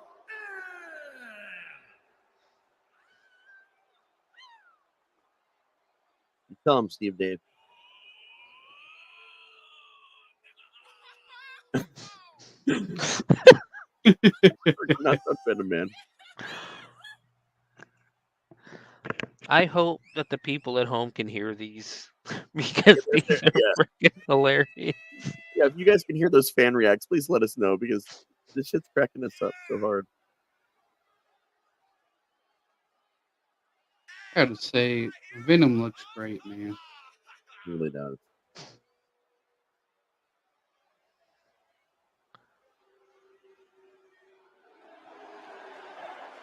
Looking good. Not getting that good of a reaction though. I mean, he was the whole way down right up until he got in the ring.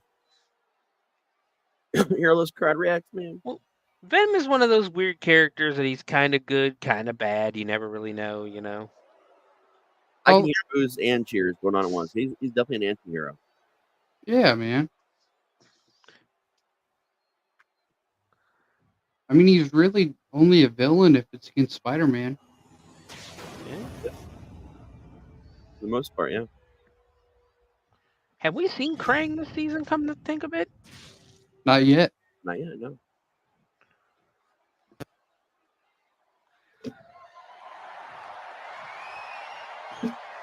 There's some excitement building now. That's the hardcore title, though. That's always an exciting one. Oh, yeah. Steel cage. You guys are putting these. You guys are putting them in a cage with Michael Myers. We did take his knife away, right? We did. We took his knife away. Yeah. Yeah. We think against that. I mean, Walker's cane. And Venom's just a weapon, period. Yes. Look at fucking Michael. Well, Venom. Venom chill.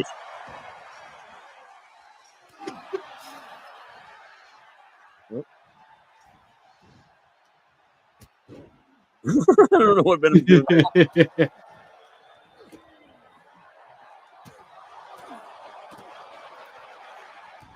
Oh, how did he? State Denver, he's just. I don't know. I have no excuse for Venom. I think Venom was just aim. He wasn't really aiming. He was just trying to see who he could hit. Yeah. In the Chaos Agent.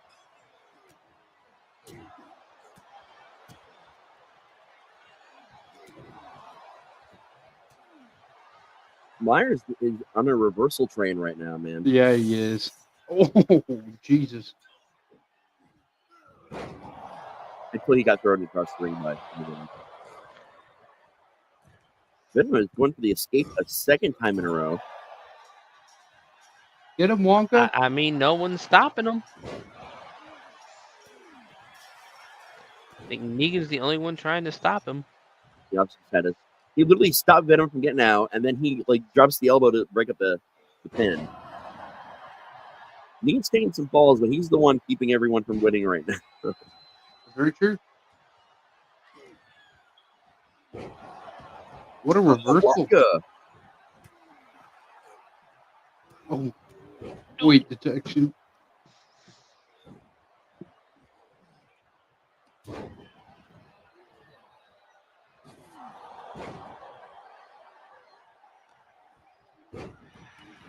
Okay, good. You can't hear that fan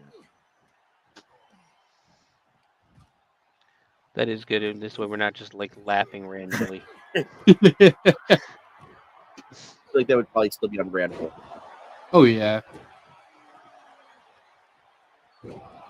Ooh.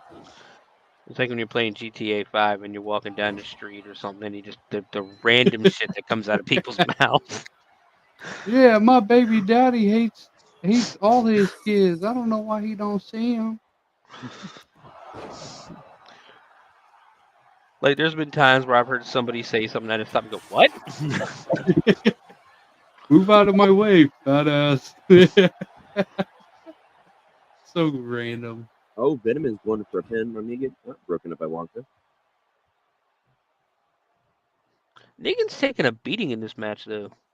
He has been. Like, he's taking a beating, but again, he's the one putting a stop to most things that are happening. Yeah, he's the one doing the most to keep the match going. Yeah. Oh, yeah.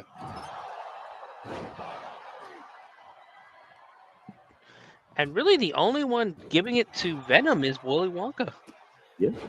Oh, what a Hurricane Rana. I think he just told Michael Myers to mind his fucking business. He did, yeah.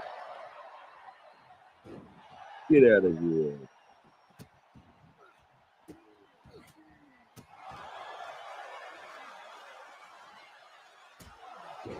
Oh. You know, Willy Wonka is very smart, man. Just because he sells chocolate doesn't mean he doesn't know what he's putting into it. That's He's true. like a master chemist. That is.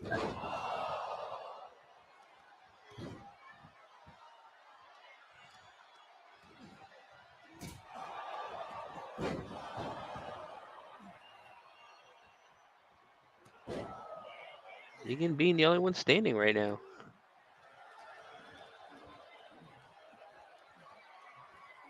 Oh, Jesus.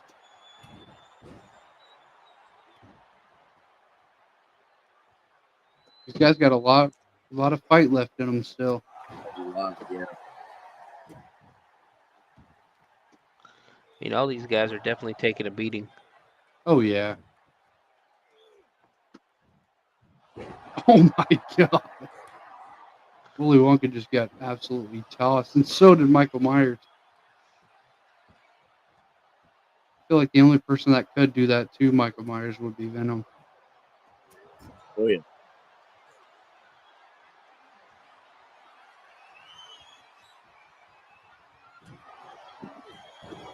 Oh, my God. What a shoulder tackle. Oh.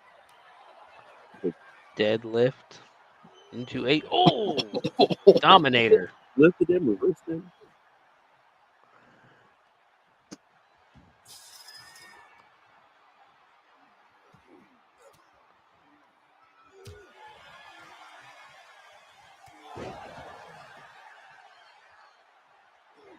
Michael Myers, good comeback. Yeah. Oh, what a clothesline. That's a great. Oh, we're going for it. Wonka caught him immediately. He was like, nope, nope.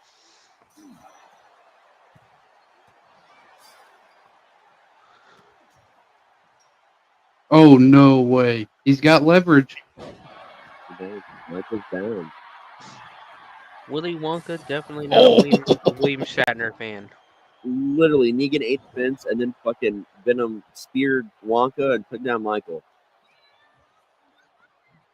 Venom's looking like a whole different person right now. Negan making a run for it. Yeah. There's a reason Venom's got that belt, man. I'm just saying. Yeah. Oh, shit. Oh, reversal. Oh, my God. He's just choking him out. He's trying to. Negan with the toss this time. Spear. Oh, shit. Negan got it. Venom was distracted. That he was. I'll take it, though.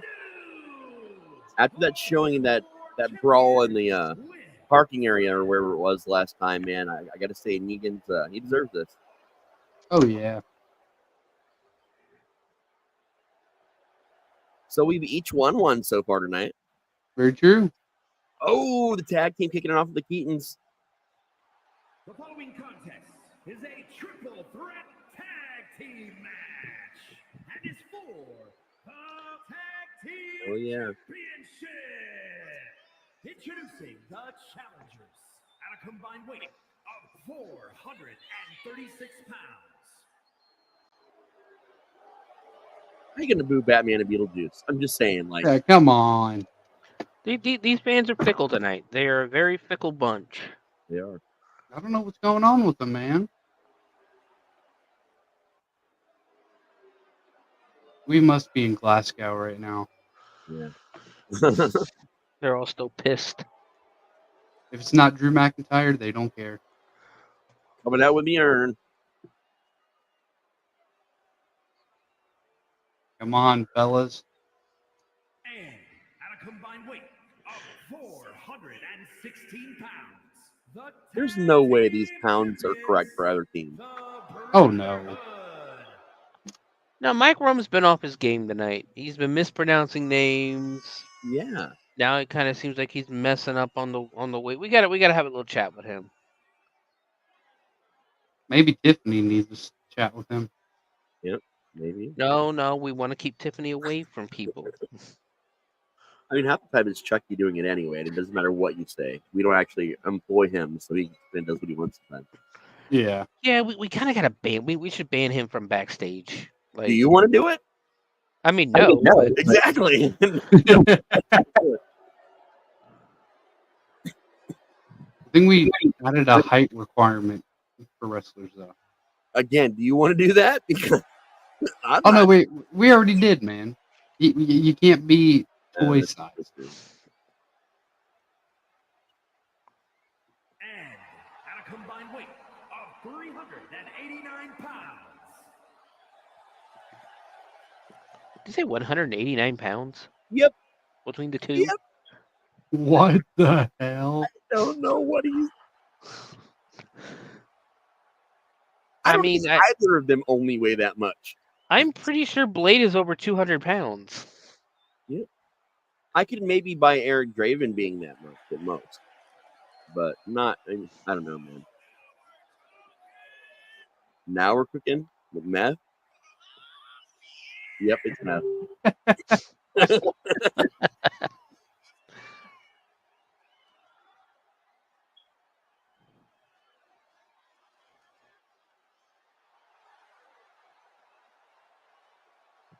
Oh wow.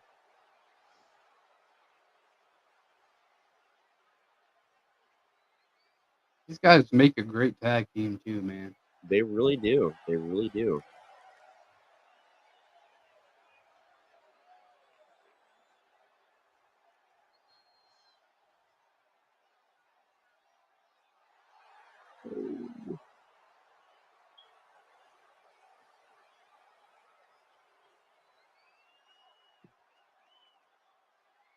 Right?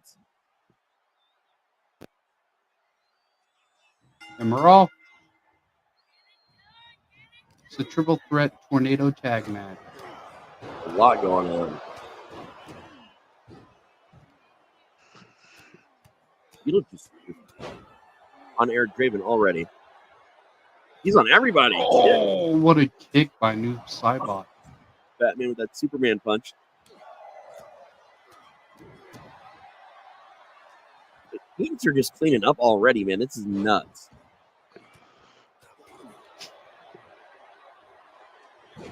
You'll just ignore like my tag team partner, man. You got a problem?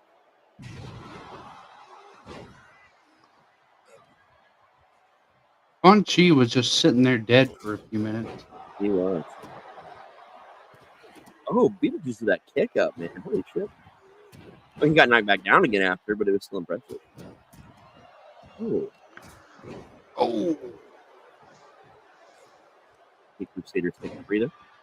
Beetlejuice still in the thick of it.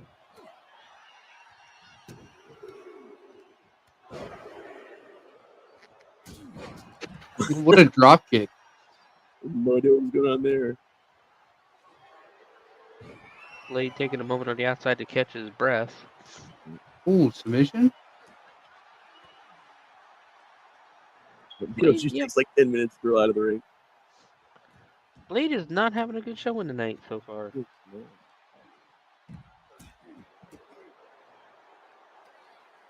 Eaton's getting up on big time. Famous, sir.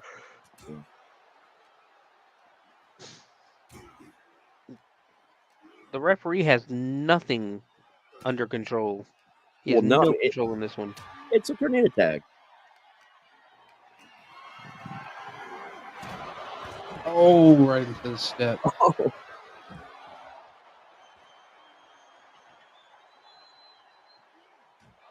Oh, into the table. Oh, what a boot.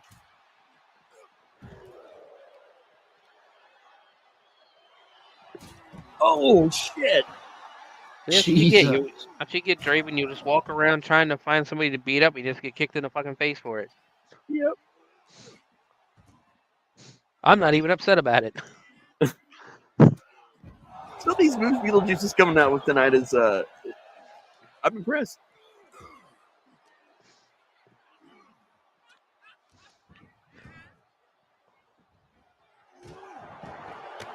Oh! What a suicide dive. The fuck is Blade doing? You missed him by a hair. You did, yeah. Batman's just, I think they're just playing tag now. Batman just wants to beat the shit out of everybody. Oh, yeah. Yeah, he does.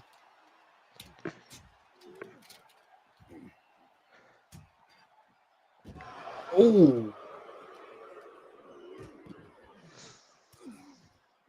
And again, Beetlejuice, doesn't matter who it is near him.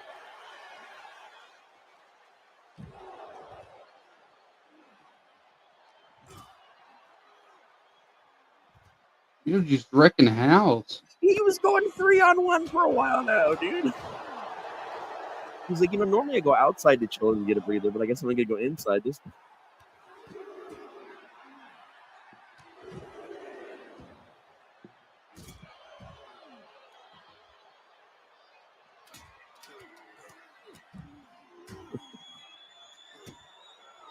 I will say, I think we've spent our entire budget on black leather in this one match. Oh, Yeah, for sure.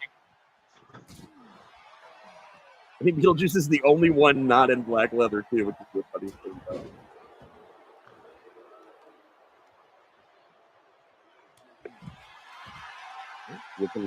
it. Oh, the reversal. Oh shit. Oh shit. Batman flying through the air. Finish it, Batman. You got this, man. Oh, what a kick. I mean, nobody else is in the ring. Yeah, everybody else is engaged. So Keaton's take it. Got it. Sorry, I'm overly excited about that. For reasons. Here are your winners.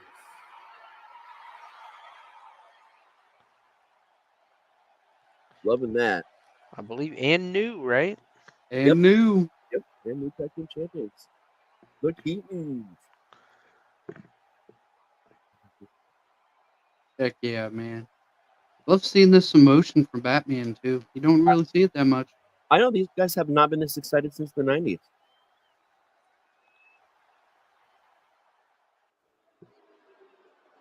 Running the women's tag team champion match. Birds of Prey. They've been cleaning it up. The following contest is a triple threat tag team match and is for the women's tag team championship. Introducing the Building on that controversy from 2 weeks ago. Oh, yeah.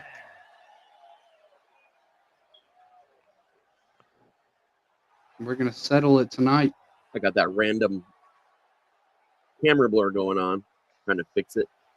There we go.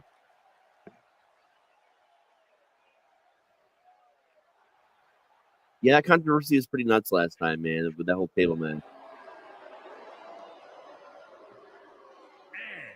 the women's tag team champions, Hello. and Io Scott, Damage Control. Right now, they're controlling the damage to their reputation. Yeah, they are. Would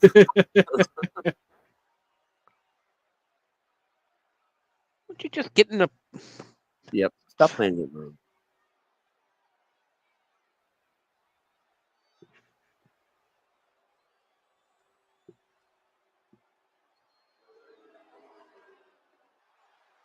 Here we go.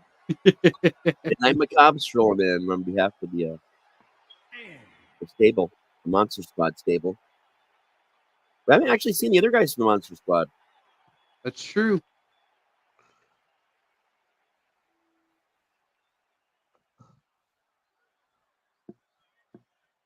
They've been doing this shtick for a little while now. It's just kind of their thing. Let it happen. I mean, They got to pay homage to their tag team partners. Well, I mean, that and they're two of the most famous, horror hosts of all time. One classic, one modern. It's a perfect fit, man. Got Janet Decay and Elvira. Go get them. Apparently, a fan has said something that Elvira did not appreciate. Apparently. Yeah, gave them their death glare.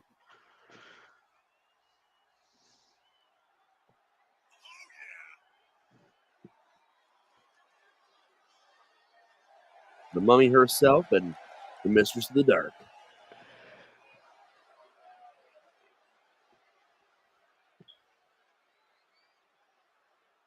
They've got the weirdest connection. but they stick to it. They're dedicated. Ooh.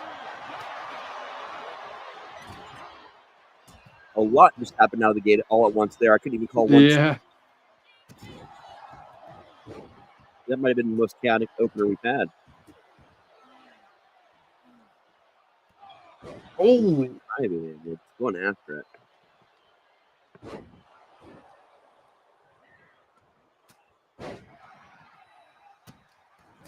Oh, damn. She kicked her off bad. Good. You don't fuck with Asuka. No, you do not. She keeps rolling into these submission moves, and they look so pretty. They do. Do it, man. If you also remember, a few years ago, Asuka was legitimately knocking women out. So Yeah. Just because she didn't realize her own strength. That's very true. And how he's got a weapon. And never mind. Who's that? Was that Io?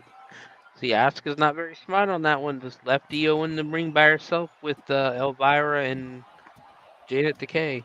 Yep. And Elvira is beating the shit out of him at game. And Decay is just over there destroying Ivy. She's just destroying it all. Oh. Into it. Just Elvira's coming in to help.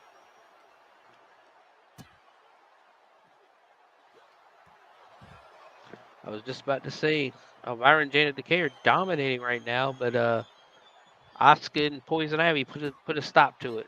Yeah, they did. So now, Asuka's gone. And then she's back up. Harley's got a baseball bat. Oh! Baseball bat's the people.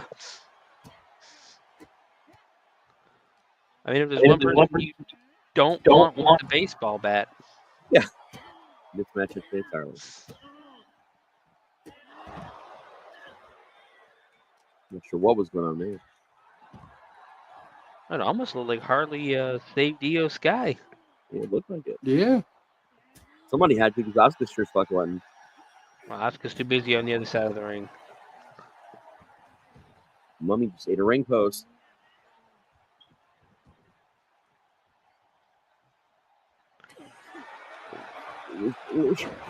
Asuka's fucking stood there and waited for Elvira to catch her breath. Yep. Who are you even throwing that at? Was she throwing it at the ref? It looked like it.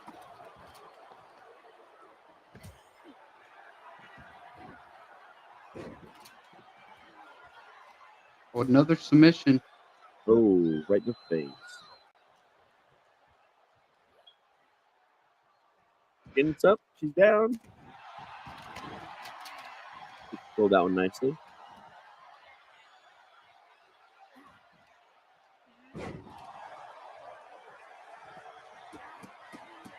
What the hell? Oh my god. Elvira is destroying Ivy. And again, Harley, she just threw that one at the ropes, period. Going up top. Oh shit! Oh, Asuka's got Janet Decay. She's choking her out. Come on, Harley. Nope, she got out of it.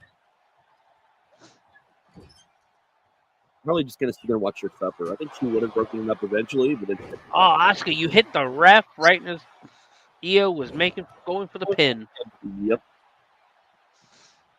I remember her and teammate on that one.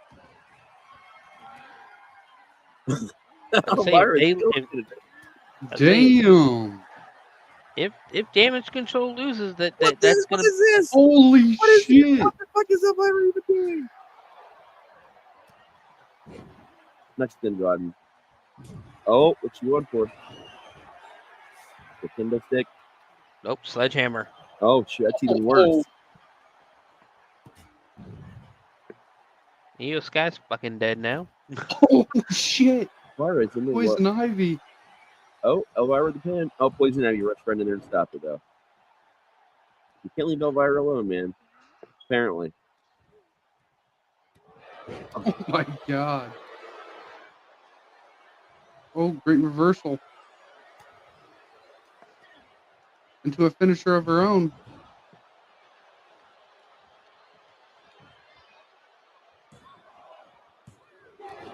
Oh, that was Janet close. Decay saves the match, and she takes out the ref.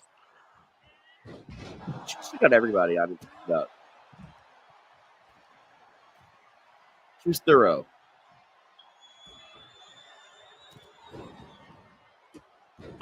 Ooh, that's tough. Oh shit. Again, Why is everybody clearing the ring?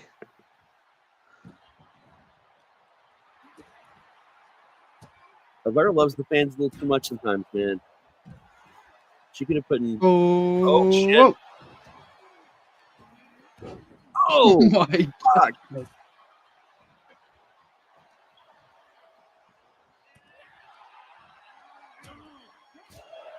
She'd done it just a little sooner. She would have gotten a pin in there.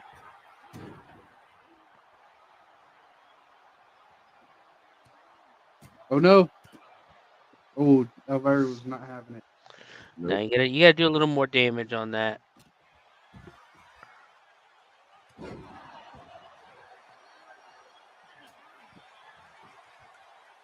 Asuka covering with Poison Ivy. Asuka got it. Oh Jesus! Who had damage control? That's me, Steven. Yeah, man. Me and you were both 2 for 2 tonight.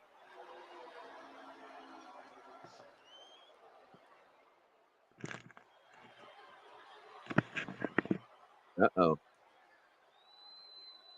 What's going on now?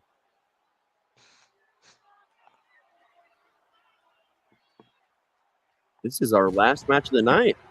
Yeah, it is. The following contest is a fatal four-way extreme Who set the double? rules match and is for Who's the the title right now? World Championship. Introducing the I can't remember right now. I believe I do. And who's got Rhea? I do.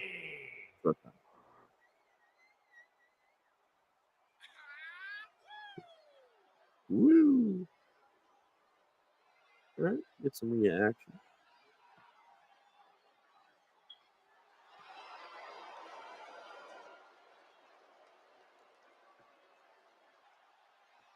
Oh, we got a Lita. Lita's one of mine.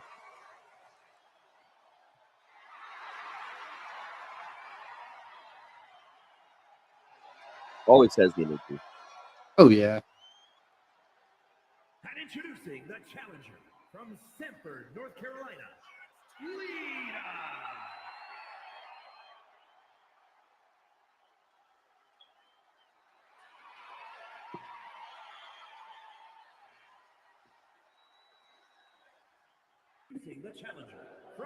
Oh, Tiffany's back this last match. Watch out. She's not happy about her last match, man. Yep. Well, at least she's not wearing a black dress. Yeah. This way the blood stains don't show up as badly. Yeah. Because I believe I get Tiffany is the champion. Is she? Yeah, I think she's because I'm pretty sure I had the women's title. I mean, there's still one more person to announce.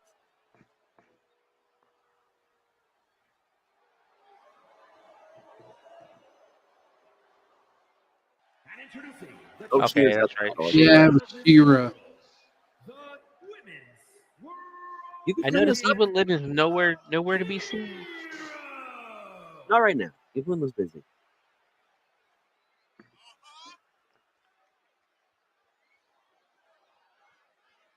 Definitely a missed opportunity for booking. She-Ra's kind of not playing to the crowd for a change. Nope, she's just coming straight down and getting a business, man. Oh, just that shit.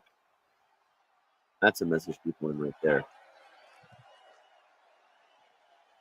She got sick of the Skeletor memes.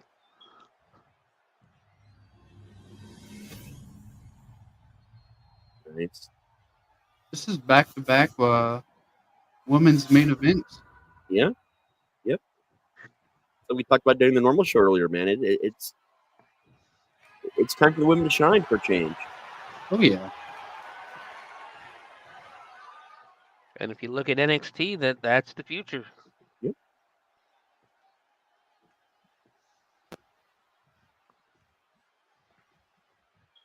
Oh no, there's her white dress. Well, she got more blood. Yep. She's bloodier than she was. You noticed there wasn't a lot of a ring announcing either. I'm not gonna say how she got into this match. She's just in it. Yeah. But did you notice like the ring announcing was very light and almost non-existent for this one? Do we need to go check on Mike Rome? I mean, you were literally just making a joke about it a minute ago, and all of a sudden he's quiet. Oh God. She's got more blood on the dress. We didn't mean it. You gotta watch what you say around her. I'm gonna say it because We might have to talk to security about banning Chucky from the building because. But she's got more blood on her dress, so I think she might have done it or at least been involved. If he survives, maybe he'll at least learn a valuable lesson. Yeah. Oh. She-Ra cleaning house right now.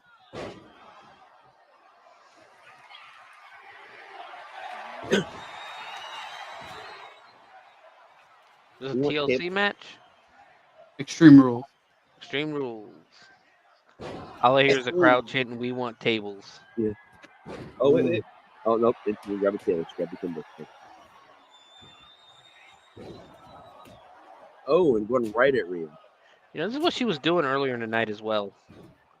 That's true.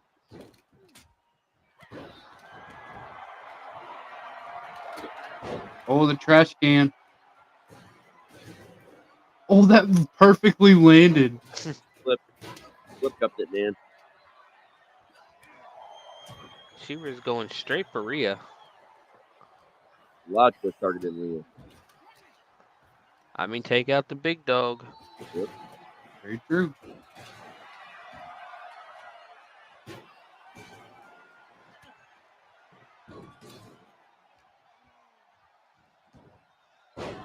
Ooh. Everybody has hit that trash can. Like, the trash can hasn't hit them, but everyone has ran into it at some point already. Yeah. It served no other purpose. Even the ref is struggling with the damn trash can. It's not her fault. She doesn't have space. Yeah. We'll give her a pass on that. She's had a rough night tonight. You know, she got hit the last match. Yeah. Had random weapons thrown at her from ringside.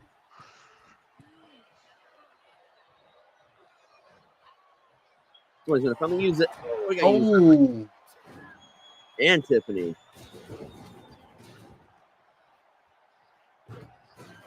What? I guess we ceased to believe in the trash can, so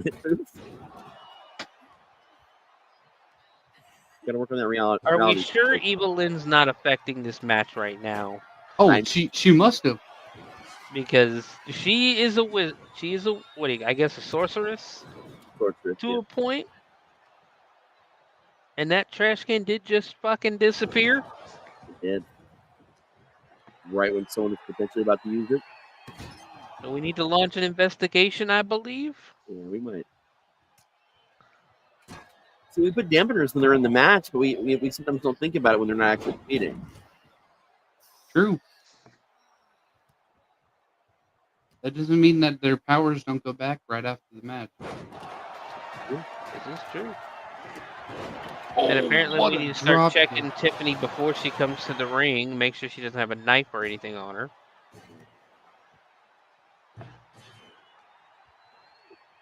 Has anybody checked on Mike Rome yet? No, not yet.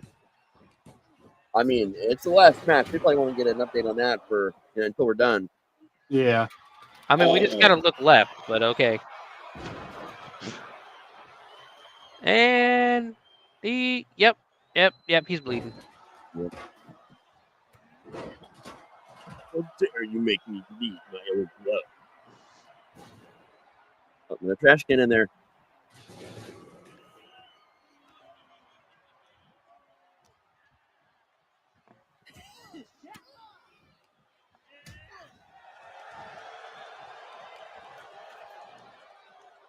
Up and down. Oh, we're gonna need another ladder. A longer ladder. Oh shit. She's got the big ladder now.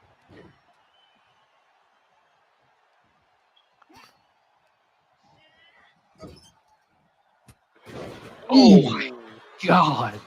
Come on, ref, you out of position. Well, can you be in position for 4 people? Oh. And there's just like a chaotic mess of like items everywhere. And we need some more. No, let me kill. Oh, we didn't have any chairs. Yep. Oh, Tiffany saw it coming. Oh. Like, bitch. Oh god. You were the chair. You were the chair.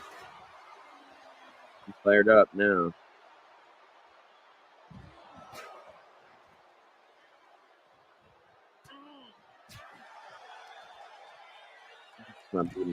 Oh my god. She almost got sent into the crowd.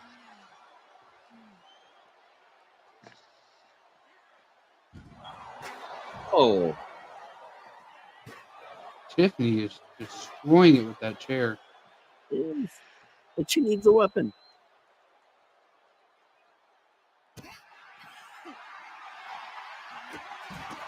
She's the Martha Stewart of serial killers. We all know this. Oh yeah. Is anybody gonna pick up the steps? That's about the only thing we haven't seen at this point.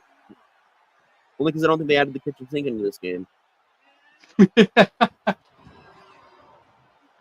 I mean, I don't know. You can add weapons to matches. Yeah. But is kitchen sink an option? It was in previous games a while ago, but Oh, before you used to be able to reach into the crowd. that's true. That's true, yeah. Well, Shira and Tiffany are going at it. You could like reach in the crowd and grab some like hairspray and a lighter and just torch your opponent. We do not promote murder here at the MMW. Rest in peace, Chad Gable. Yep. We're better than WWE on that level. What was the murder Tiffany's weapon? head's just laying on that ladder. Oh wait. Is Lita? Oh. Lita with the upset. Like I feel like if this Gable case goes to the court, they're gonna be like, "What was the murder weapon?" And then someone just be like, "Wikipedia, sir."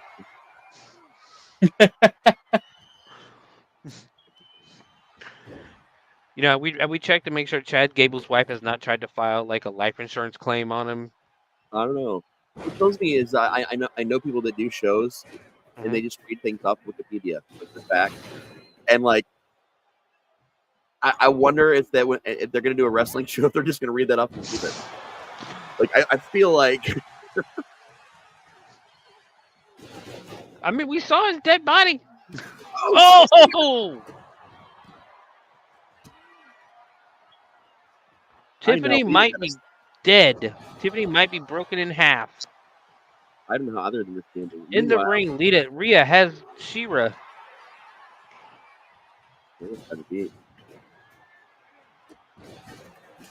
Dude, the fact Tiffany is up after that. Yeah.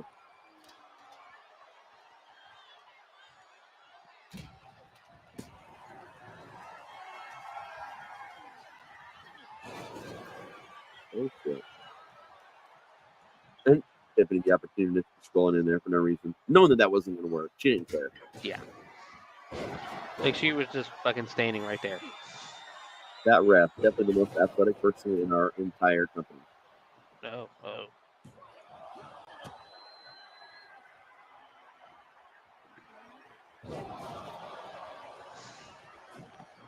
Dude, she just jumped over the ladder, slid across the mat, and was ready to start counting. Jesus. That was impressive. I think Tiffany's catching her breath over there. I'll blame her. We're getting folded through a ladder, you know. Oh yeah. Way to take a minute.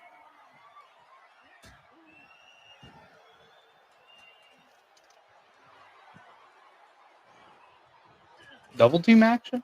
Interesting. Oh, right onto the ladder. These women are. There you go with the sledgehammer. These women are just taking all kind of damage. They are. They are like destroying each other. That just shows you the MMW Women's Championship. It's what everybody strives for. Oh yeah.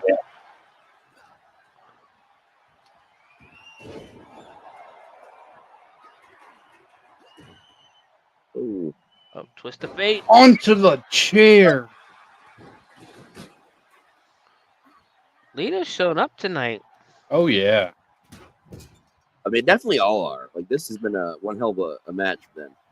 It has. I mean, to a point, though, I think Lita is the underdog. She is, yeah. She's the smallest one. But she is the one with the most experience. Yep. Well, wrestling. Oh. Yeah. that was such a setup. Yeah.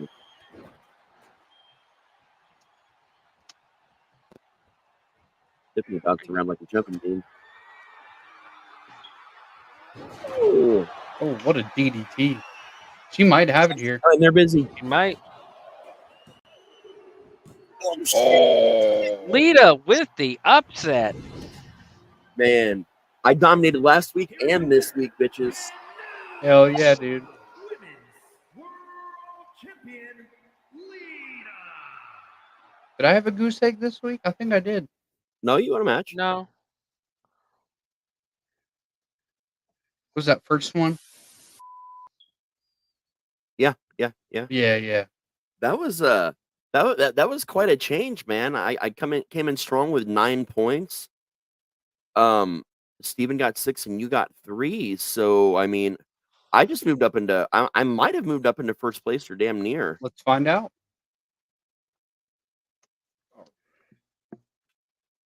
How many did you say you received? That'd have been 9 points. So we did wait, it was Steven won 2 as well? how many matches did we do? 5, right? Or 6. We did 6 matches. 6. Yeah, and I did 3 for sure. He did 2, you got 1, yeah. So 9, 6, and 3. Yeah. The current standings are Raz in first place with 17, me in second with 14, and Steven in third with 12. That This second place is getting close. That's really close, man. That's really close. Yeah, we're all pretty close to each other. Like one good show for any of us next week, even it being a non-title, episode, it could still very well make the difference here. Oh yeah. Wow. I mean, that goose egg last week hurt me. You came back swinging this week, though. I did. I'm now the world champion. Heck yeah. You got 2 belts under you. You're moving up the ring. Is it 2 now? Was 3? Yeah. Because I just lost the women's title. So I'm up to 3 belts now, yeah. Surprises too. I mean, I got Negan as the title holder, I got the Keatons, and now I got Lita. Out of everybody on my roster, that's pretty interesting, man. I'm happy with it. And, Yeah, Toxie's because got your belt, one of your belts, which is, rightly deserved. yes, world champion, and Mhm. I believe Asuka and Io kept their tag titles. Yep, and that was a tough match. That was. Really tough I, match. I, I kind of I kind of had my doubts in it because I didn't the way they were acting. I didn't think they were going to be able to pull it through. That was a surprise. It was a pleasant one, but it was a surprise nonetheless. But yeah. Rest in peace, Chad Gable. Rest in peace. I need to make a Skeletor meme soon about Chad Gable now. I don't Oh, have enough that's time great. now. I'll have it ready for next week if I remember. All right, guys. Where can we find you? Well, you can find me at RazTSlasher.com, or you can type in my name and just Raz T Slasher. And you can find me on all your favorite social media platforms, where you'll most likely be talking to the number one Raz cosplayer in the world, and that would be Jenny, our girl Friday. Um, Also, man, you can find me in a lot of cool places right now. We had the Owlite Menagerie anthology that just recently came out. We're super excited about that anthology, guys. It's a collection of authors, and every author is either a host, a co-host, or a previous guest of the show. So we're very happy about that. And the thing we're most happy about, though, is that 100% of the proceeds of the first year go to pro literacy, because every adult has the right to literacy. It's an amazing program, guys. We worked very closely with them doing all of this. It was our first time doing something like this, and it was their company's first time doing something like this. So we're looking forward to see how this goes. So make sure you grab that. Otherwise, you can find me at Hell's Dungeon, and I'm mentioning that because it's not just Hell's Dungeon anymore, guys. It's now the Dungeon. Um, you can find all 3 of us there doing all kinds of shit. But we have Dungeon Darts, which opens up next week. It's Dayton's premier Nerf dart arena. So it's a Nerf arena and the what Fred calls the jelly roll blasters. So we're doing the big test run of that, like the soft opening this week with some staff members to iron out the rest of the details. But you guys are going to be able to come down to the dungeon to do either Hell's Dungeon, this haunt season, or like when the Nerf arena opens, it's year round. It's only for private bookings though, for parties, corporate events, things like that. But I mean, or just get a bunch of friends together and do it. Either way, the dungeon's got a lot coming. We're getting an arcade up and going, a lot of games, claw machines, you name it. So it's definitely a fun and exciting place to check all 3 of us out this year. And I believe we're going to have a comedy show there too, aren't we? At some point. We've discussed a comedy show, perhaps working something out to do a production of Rocky Horror. Like we've talked about a lot of really cool off-season events, or the dungeon events. So it's just a matter of getting the arena up and going, and then getting back to full-time building and deciding what these extra events are going to be and how we're going to run them. Yeah. And I also want to say something. So, Steven, you've been with us for a while with Mats and Monsters, but what people don't know, and we're announcing it right now, is that you are a full-on host here with the Owlite Network family. And tell us about that, man. What you have coming up officially? Well, the Bloody Binge movie podcast is now part of the Owl Night Network. Yeah. This Yeah. Friday, we are going to do Brain Scan. I've been trying to do it for like 3 weeks now, but unfortunately, life has gotten in the way. This Yeah. Friday, we're definitely going to do Brain Scan. We'll also talk about horror movie news and haunt industry news. It's starting to get late June, early July. We're starting to get news about Universal Studios, Busch Yep. Gardens, Six Flags, Cedar Fair. Like we're already starting to hear about some Six Flags haunted houses and stuff like that. Oh, So yeah. we'll talk about that on Friday. For those who haven't seen the Bloody Binge, I have been doing this for about 2 months now. Yep. The focus of the Bloody Binge. I know you guys have the what is it the what's the We have one you guys do with movies, it's Tomb of the Terrible, but it's yes very different though. It's slightly different yes between the clutch and unprinted pages. Like we have multiple, shows in multiple industries going on, and just the way we all tackle things and do things is very different. yes. Whereas you guys do the B movies, my focus is on horror movies, exploitation, grindhouse, cult movies. You know everything like that stuff that a lot of people either haven't seen or have never heard of. Yeah. and I want to bring it out, into the light. I want people to, see these movies and stuff like that. I do mine a little bit different, where we actually do a play by play of the movie as we talk about it, and Yes. we, talk about a lot of trivia with the movie and stuff like that. It's been a very fun time, and then I know you and I have talked about doing the paranormal Yeah. together, and that, I've done a couple of paranormal shows with Shivers. Um, Probably do like something with like Shivers and Legends by Night. If not, sometime this summer is like a special one off. Then we'll bring it back full time for fall. yes. Yeah, we'll definitely get this ironed out. But also, we've got Chainers Hunted Secrets. But that tends to focus on one haunt or one group at a time. So like what you're adding is haunts from everywhere, like all haunt news, like Yes. what's going on around. But also, none of our shows actually do news. So like you're kind of running the gamut of covering things we're covering in a different way, but tying it together with the news and giving a lot of additional content here. Yeah, and that's one of the fun things I've been doing is talking about the news and stuff. Like Raz joined me last week on our haunt news and haunt and horror news episode. Yeah. And we had a long discussion about what's going on with the cast of the Blair Witch Project. Yeah. Oh yeah. How they've basically been screwed for the past 25 years. Yeah. And hopefully, and I know you guys got a bigger platform than I do at this point, and anybody who's listening, go to Lionsgate, tell them to do the right thing, Yeah. write letters, do what you got to do, tell them to pay these people. Yeah, we were talking about maybe doing like some kind of special, like with like maybe Benj and Tomb together or something like that, and like trying to figure out some kind of event, because summer season come up, people are thinking about camping. Yeah. So we definitely need to do some kind of Blair Witch thing to try and help bring more awareness to what's going on. To do a call out campaign maybe. Yeah, I mean, and a lot of fun, man. it does need to be brought attention. For those who don't know, basically these people, the Blair Witch Project, they filmed the movie themselves. They did all the camera work, they did all the acting, everything like that. They wrote their own lines, did their own dialogue, and I think I heard they got maybe $5,000 for it Yeah, a it was. piece. Lionsgate owns the rights to their own names, their own personal names, Yeah. and their likenesses, and because they didn't have like SAG-AFTRA representation at the time Yeah. or attorneys, because they were young at the time. Right. And I don't think any of them thought a $35,000 budget movie was going to make the millions that it did. Yeah. Honestly, I don't And think so either.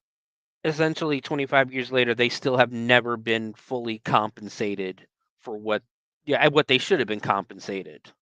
Oh yeah. Which reminds me, other fun thing. We did a really cool episode of the Allied Picture Show, which is Oh, also, but cool. it's for film, for horror, but it's for all film. So also like a companion show, yet still different.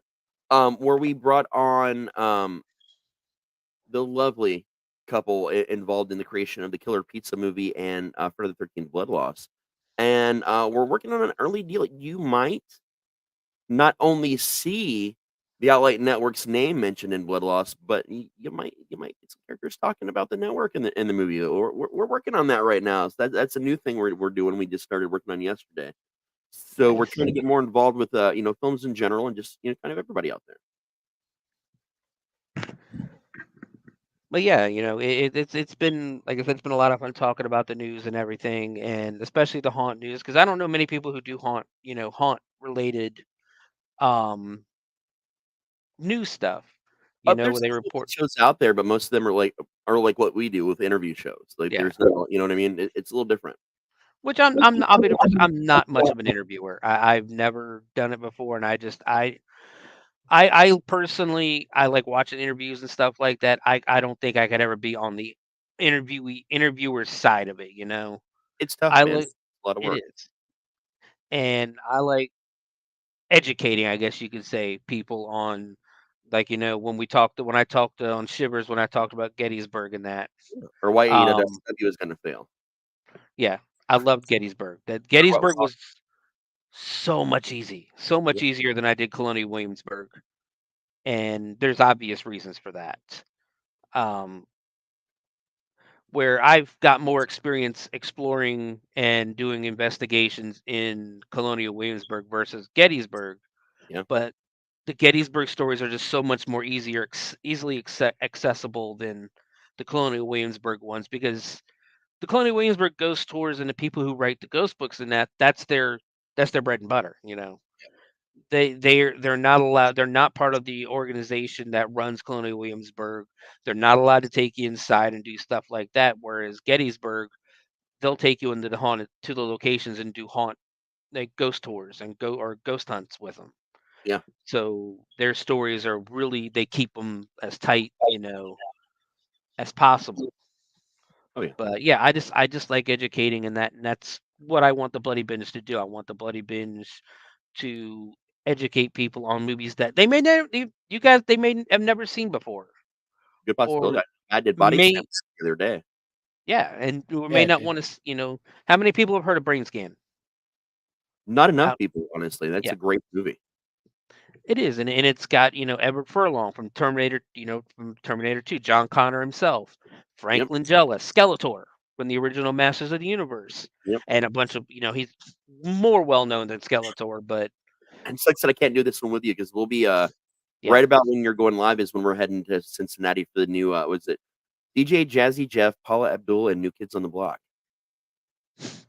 Are they still allowed to call themselves New Kids on the Block when they're older than me? I mean that's what they're going with still. I mean, I think they're pushing 60, so I still really want to get some. We're all going to go down and see that. But I mean, it's the same thing with the not so young Bucks still calling themselves the Young Bucks. Yeah. That's true. So other than Bloody Binge, now all across the Ally network, where else can we find you, man? Essentially, the Bloody Binge Movie Podcast on Twitter, on the Facebook group, on YouTube.